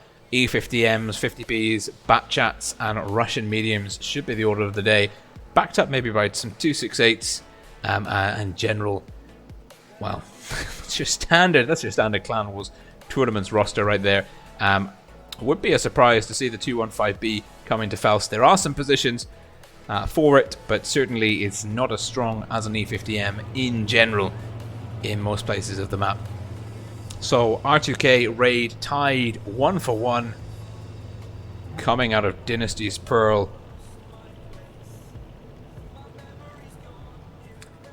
Oof. And now we are waiting.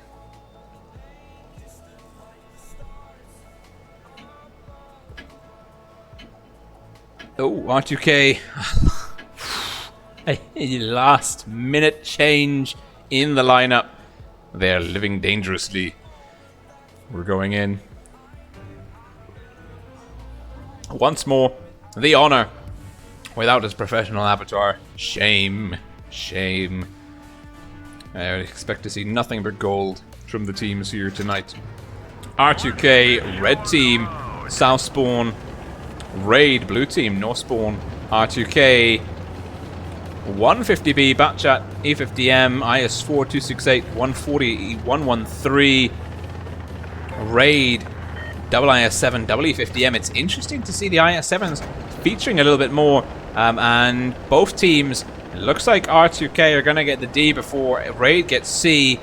But at the same time, Raid, the E50Ms are pushed deep behind A. JP gets a nice bounce off Deniak. And now are R2K going to make a push for B? Yes, they are. This is what we said potentially could happen if R2K can exploit the B cap. Look, there's no one here who can threaten Winch. Winch will walk away with the B cap. And in the Batchat, it's so mobile, he can probably get out of dodge very quickly indeed. Now, Beer in the IS-7 is going to cap A, but we are going to see potentially a cap lead here in the favor. No, Raid hold on to the cap lead just by the skin of their teeth, and Winch actually got punished there in the Batchat for the B cap. R2K now on the back foot.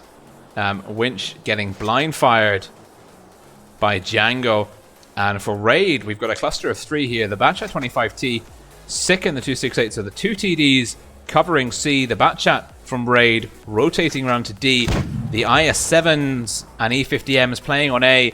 Zerd's pushing in aggressively. Now he can get the cap stop here, and he doesn't need to. Oh, we're seeing a push. We're seeing a push. Who are they going for? Zerd's pushing through. R2K are pushing through. Beer is getting deleted.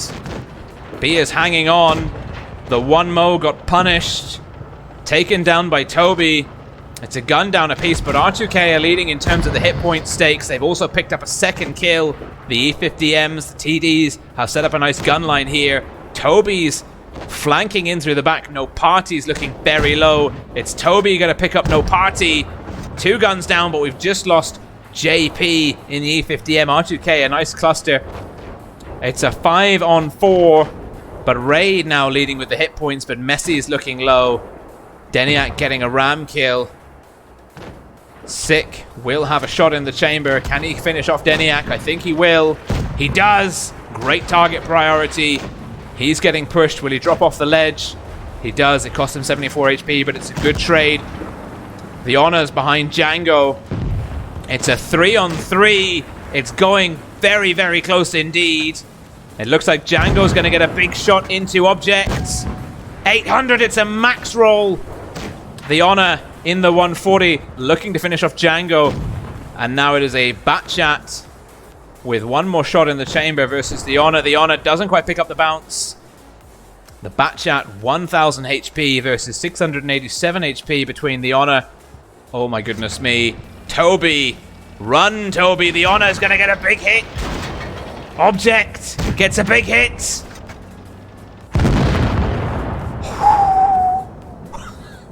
Yes. And that was the 268 there. His dying move was to take that shot. Object 3 in the 268, putting a huge hit into Toby, setting up the Honor for the kill shot. And just to put this into perspective, the Honor is an 80% win rate player with 72,000 battles.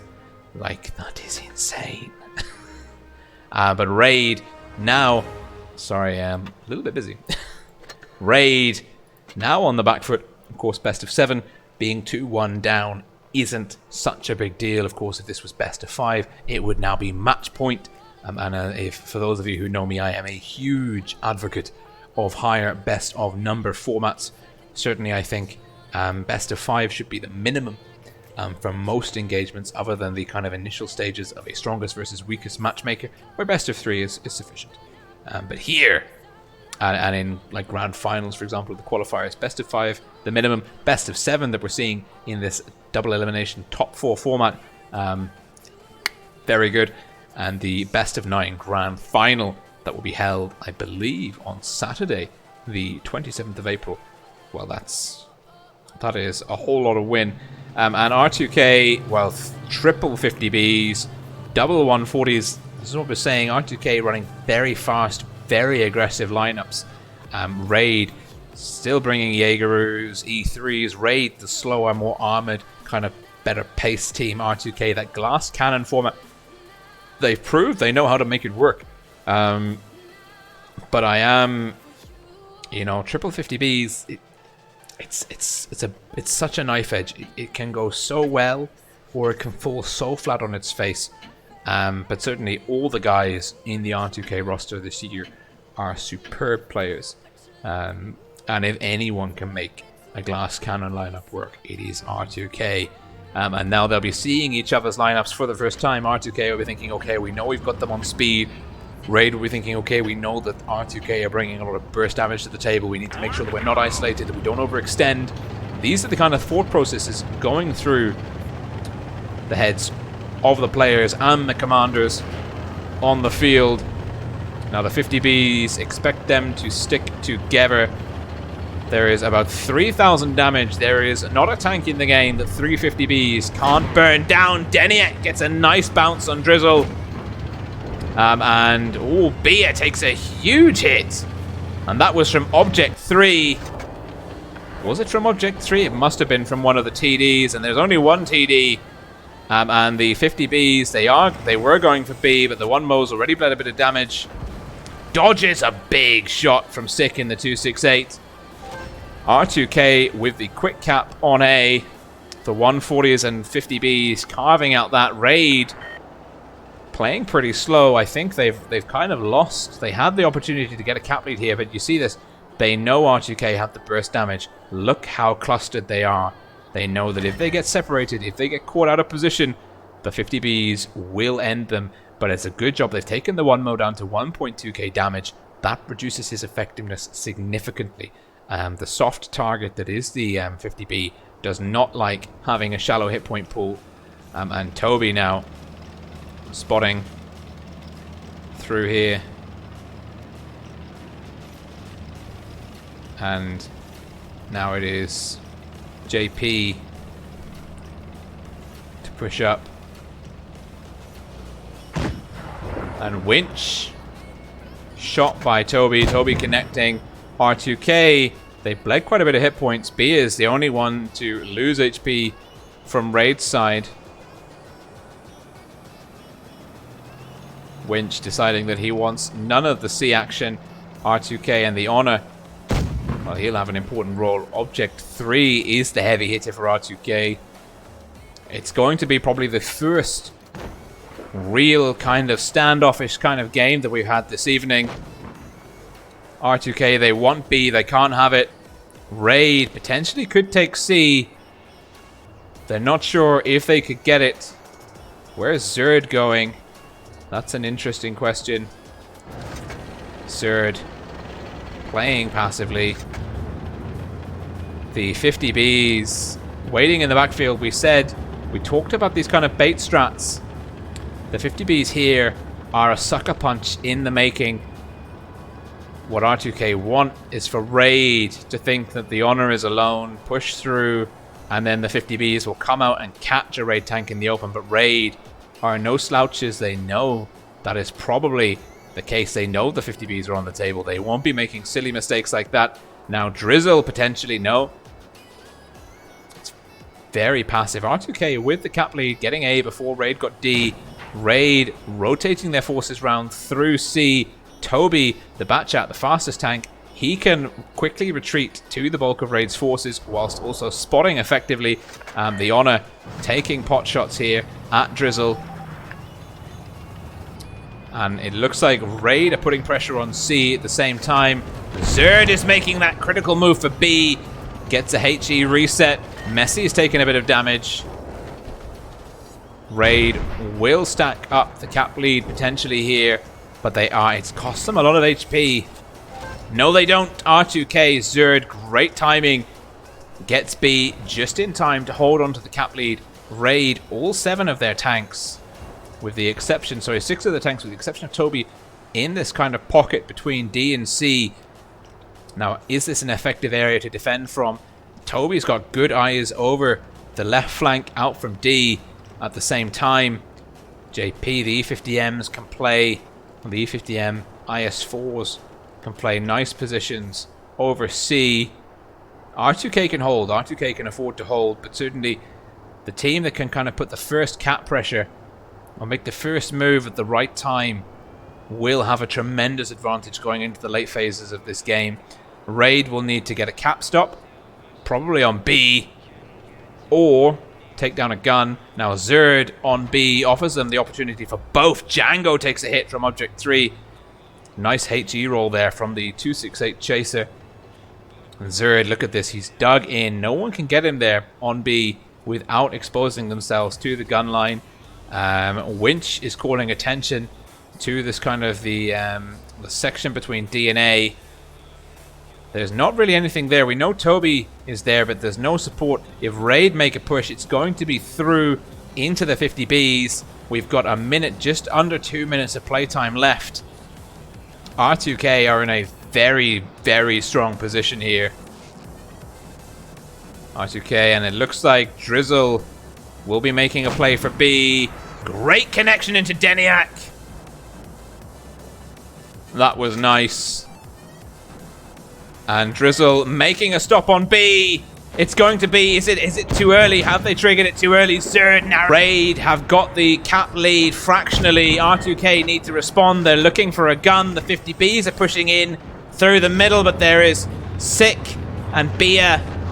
Oh, no party is looking low. No party is too low. He can't push. Drizzle, if Drizzle goes down. Oh, if he can take down no party. Oh, but Zerd's gone down. He got deleted by Messi in the Jaegeru. It's all happening. The 50Bs and the Honor. Can he get this vital cap stop? It's not enough. Raid with a great play on B. R2K just too sluggish. The cap stop for Raid. They took it to R2K.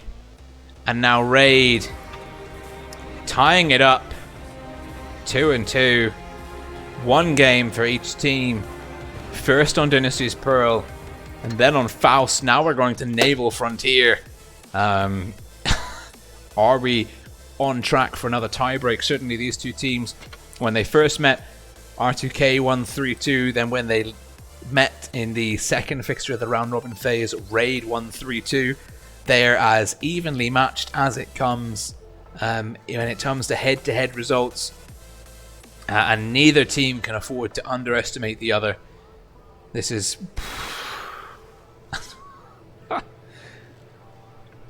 We've got a minute to go. They're going to be looking at their lineups.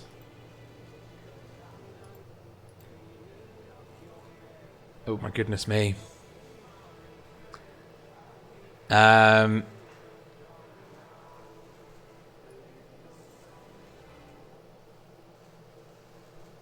just a little bit of housekeeping on my channel. Please do behave, the mods. They see you. I love all of you very dearly that are in chat. But I do trust the mods' judgment when it comes to disputes, so please do behave yourselves there. Of course, on the Wargaming server, don't annoy Wargaming. That's what I've got to say about that. That would be a truly foolish thing to do. 20 seconds to go. R2K 57s. Now, we haven't seen a lot of the T57 being used in the tournament at all.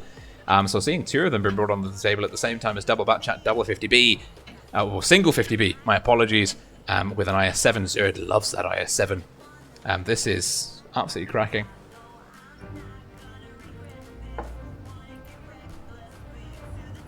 Raid. We've got JP back in the T22 uncatchable. Raid with a much more traditional lineup of double IS-4, double 113, 268 Batchat Musketeer.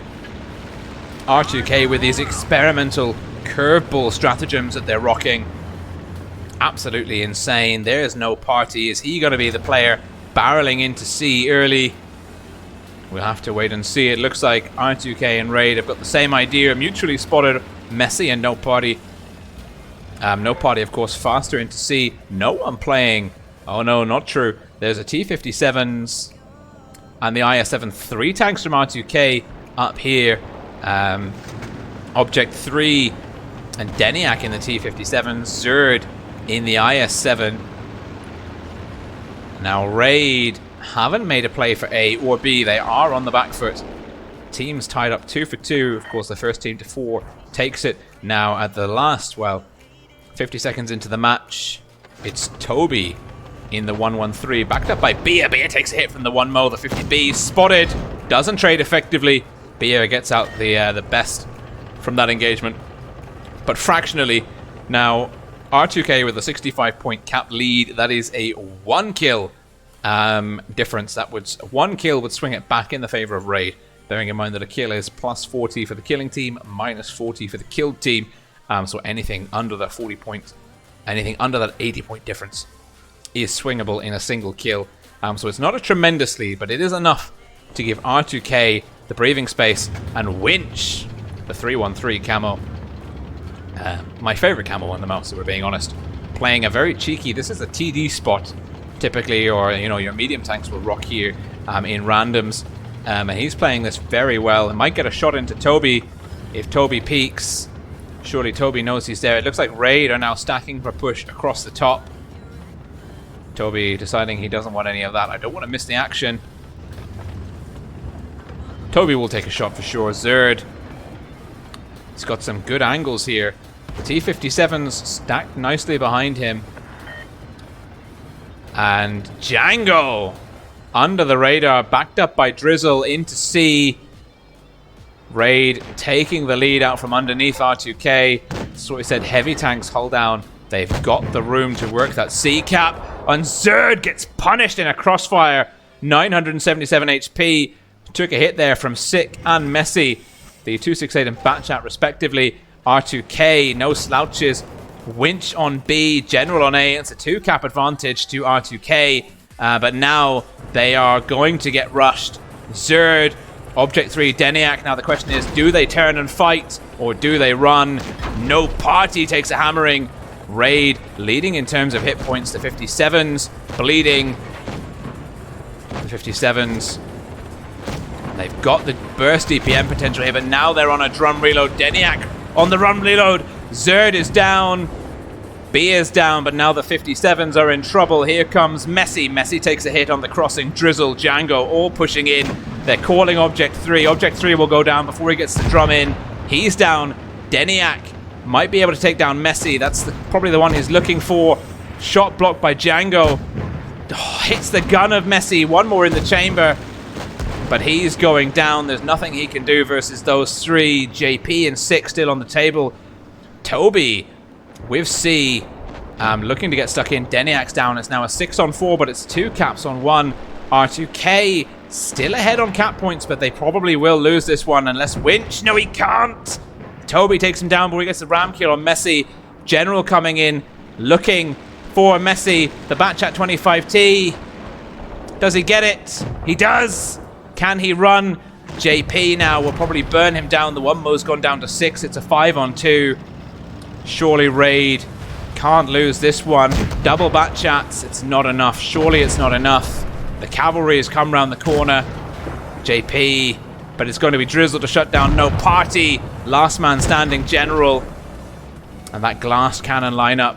The T-57's just not effective enough in that position.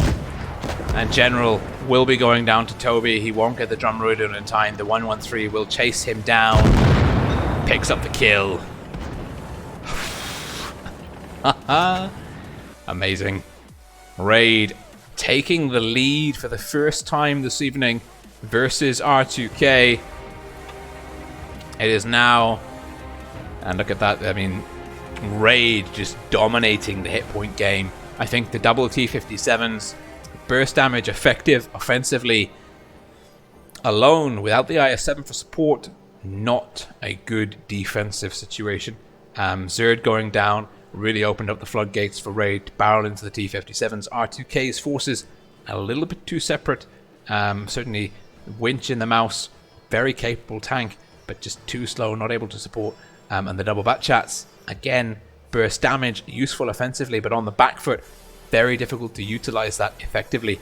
And that's where the glass cannon can fall down. If you lose momentum, if you lose impetus, if you then have to start clawing your way back from a hit point or cap point deficit. Well, no, from a hit point deficit. Cap point deficit, burst damage, fine. But from a hit point deficit, burst damage, really a liability. And teams like Raid know that and will hammer home that advantage. They will just barrel the heavy tanks in and try and nail you to the wall. Now, Raid looks like they've got a nice lineup here with the Leopard 1 E50M, core heavies with some TD support. R2K stepping away from the experimental lineup, going full Russian. Triple IS-4, triple 140, 268, the most reliable TD in the current meta by and large.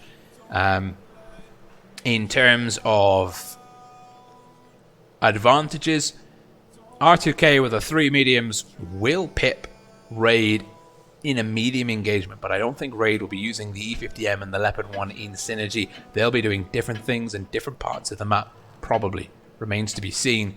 Going back into Naval Frontier, swapping the spawns, match point to Raid. Raid potentially going through to the grand finals if they win this one. Will be going through to a tiebreaker though, if R2K are able to claw it back 3-3 versus Raid. R2K, red team south spawn, Raid, blue team north spawn. And we've got our free cam set to turbo mode. And let's go and see what's happening here in the raid camp. Now, is that a boost? That's a boost! Yes! No. Yes? Yes! Raid with a boost! There is a Leopard 1 on a hill. It doesn't rhyme as well as Grill on a hill. But they did it. Now Django's bled some HP to Winch. Deniak, Zerd, Triple IS4 stacking B. The Honor was close to getting A. Doesn't quite manage it. No party getting shots into Messi. And R2K and Raid pretty much neck and neck in terms of hit points. R2K, the Honor's looking for A. Toby, this is such a cheeky position. I mean, he could survive here indefinitely, pretty much. Certainly there's lots of places to hide here. Now, do R2K know he's there? That's the question. R2K clustered effectively, avoiding the mistakes of the first game. R2K were, well, they were very much separated before. Now they're not. Winch getting vision over this flank here. There's no one there, but certainly R2K don't know that, and it is to their advantage to have that awareness. Now, Deniak potentially could get focused. Toby's been spotted. R2K know he's on a hill. Sick gets a nice shot into the 1-mo. Zerd now rotating, healthier tank into the mix. Takes one from Messi. The IS-4s they need to hold, they need to spot. But I don't think they can trade effectively at range versus the HD of the 268 and the pure gun handling of the E50M Messi. R2K with a 200-point cap lead. The T22, nice play by Deniak. No party takes a hit from Toby. Toby sniping very effectively in the Leopard 1. He'll need to make sure that he doesn't overreach. Bia in trouble. Django making a play for B. Django getting punished on the crossing.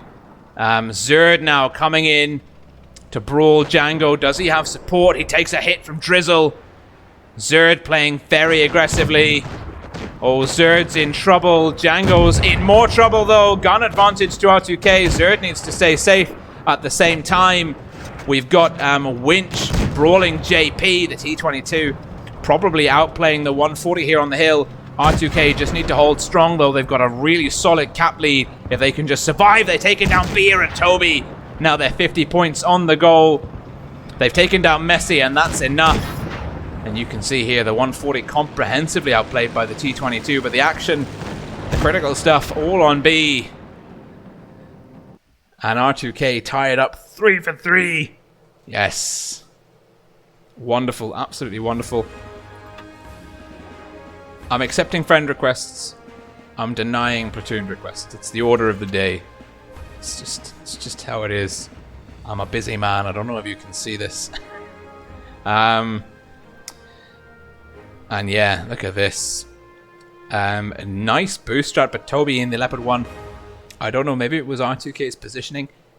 Wasn't that effective. Great sniping tank. Certainly, you know, if he's connected... I mean, 6 shots fired, 4 connections, that's not ideal.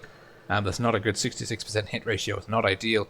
But if that had been a TD, you know, if he'd still been able to get those shots off, the damage potential would have been much higher. And that's why TDs are always favored, or typically favored, for boost strats. But Raid, they are the kings of those kind of boosts, the sneaky shenanigans. And now R2K and Raid tied up 3 for 3. We're going into Black Goldville. We've got a minute on the clock. Black Goldville, one of the oldest maps in Clan Wars rotation. So old, it was in rotation, then wasn't out of rotation, and now it's back in, which is nice. It's nice to see that. So R2K, we're changing it up again. Double 263. I'm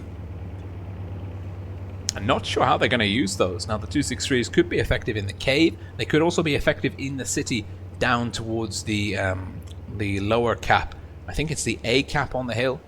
And let's just see if I don't have a quick little map here.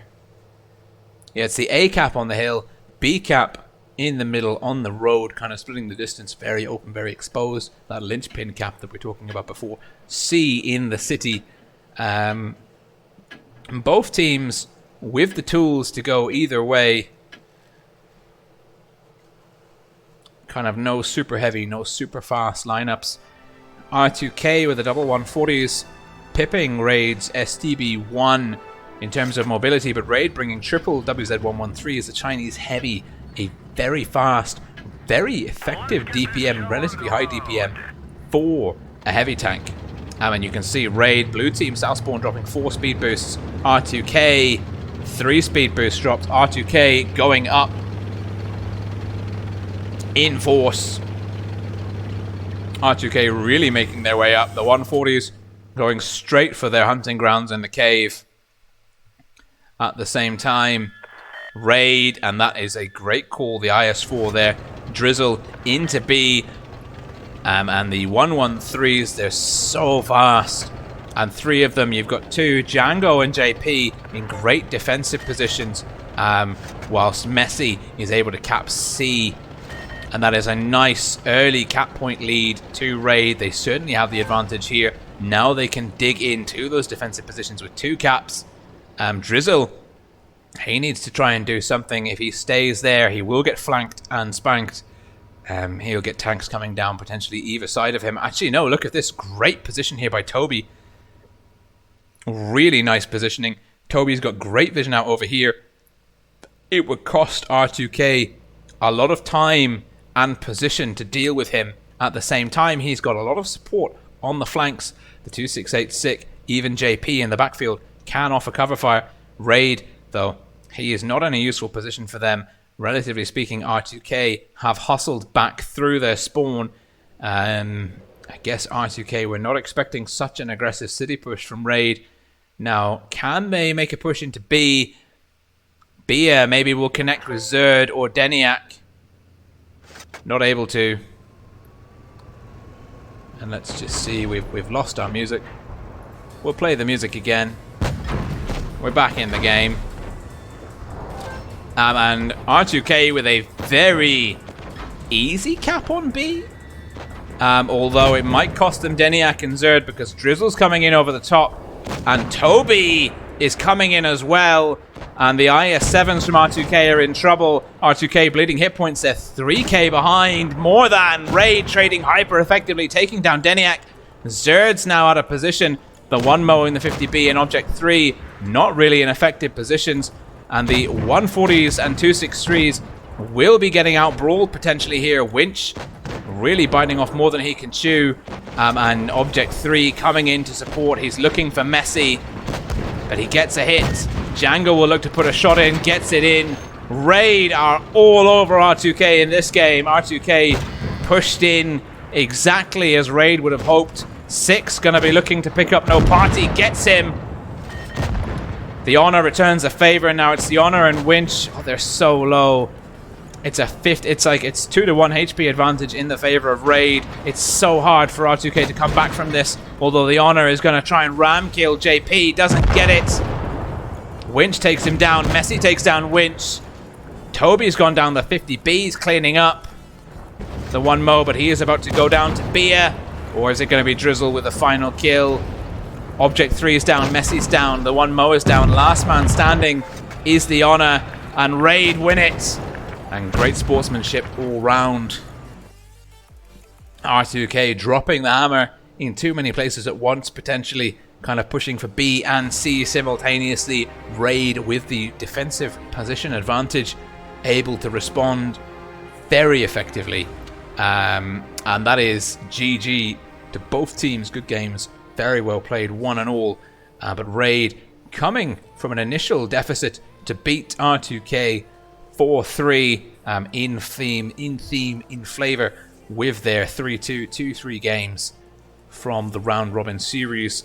Raid and R2K so evenly matched, and it would not be a surprise to see these two meet head to head in the grand finals of the Professionals Tournament 2019 European server WoT Tanks Blitz. That's a mouthful. But it wouldn't be a surprise, and that will be a best of 9. I'll take that friend request. Yeah, sure. That will be a best of 9, and that will be the surest test yet of who deserves the title, who is the crown, who is the current champion of the European server. Raid, reigning world champions, though, have a lot to prove. R2K Well, they won this time last year. They won the professional series last year, traveling to the Mobile Masters in Seattle, and putting in a very good showing there. I think losing to Pramo in the end, a very strong Pramo force in the Mobile Masters. So still everything to play for. Let's go back to my garage now, and let's go and see the results, because we know that Raid are into the grand finals. We know that R2K are going to be playing Easy or Eros. We don't know the results of that game yet. Maybe you do. I don't. We're going to find out together. Eros beating Easy 4-3. And now Eros will face R2K for the first time in the top 4 on Saturday, I believe.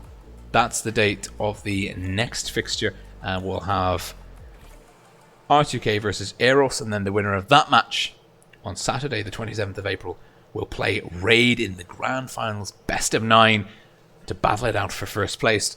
Commiserations to Easy. They squeezed into 4th place, but got knocked out, and take 4th place overall from the professionals tournament. Let's just have a quick check. With Wargaming, I believe the matches are finished for tonight, but you never know. Maybe I would push the stop streaming button and there would be another one coming.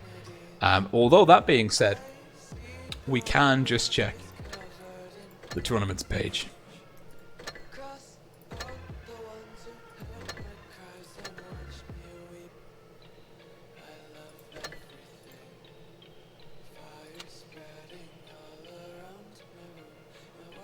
Yeah, the next match will be on the 27th. So next Saturday. Absolutely cracking. That is going to be very interesting. Bearing in mind, of course, that Eros, the Eros clan, is a lot of Legion's big game team from Twister 2018, the online finals on the European server, and a lot of Legion's big game team are former members of R2K. So that promises that could be a very interesting match. Overall, certainly everything to play for those two teams. Big congratulations to Raid. They had us worried on day 1 of the round robin stage, but now they are going to be going through. Well, they are through to the grand finals, and who knows, maybe they'll win that as well. Just to give you guys a bit of a taster, in terms of results, of course, we're going to be seeing Eros play R2K next. R2K beat Eros in their first encounter 3-2 and then 3-0 in the second encounter in the round robin phase.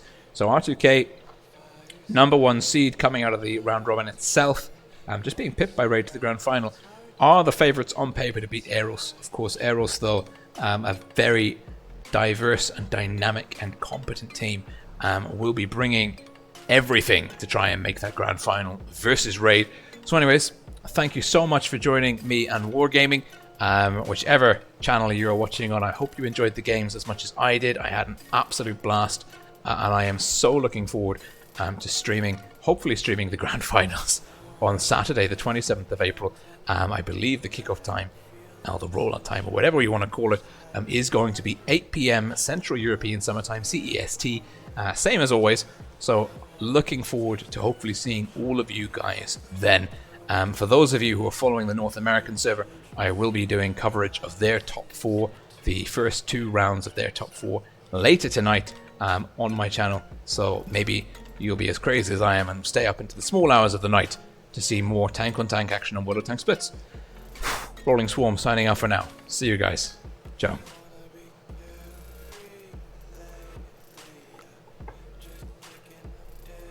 Please go.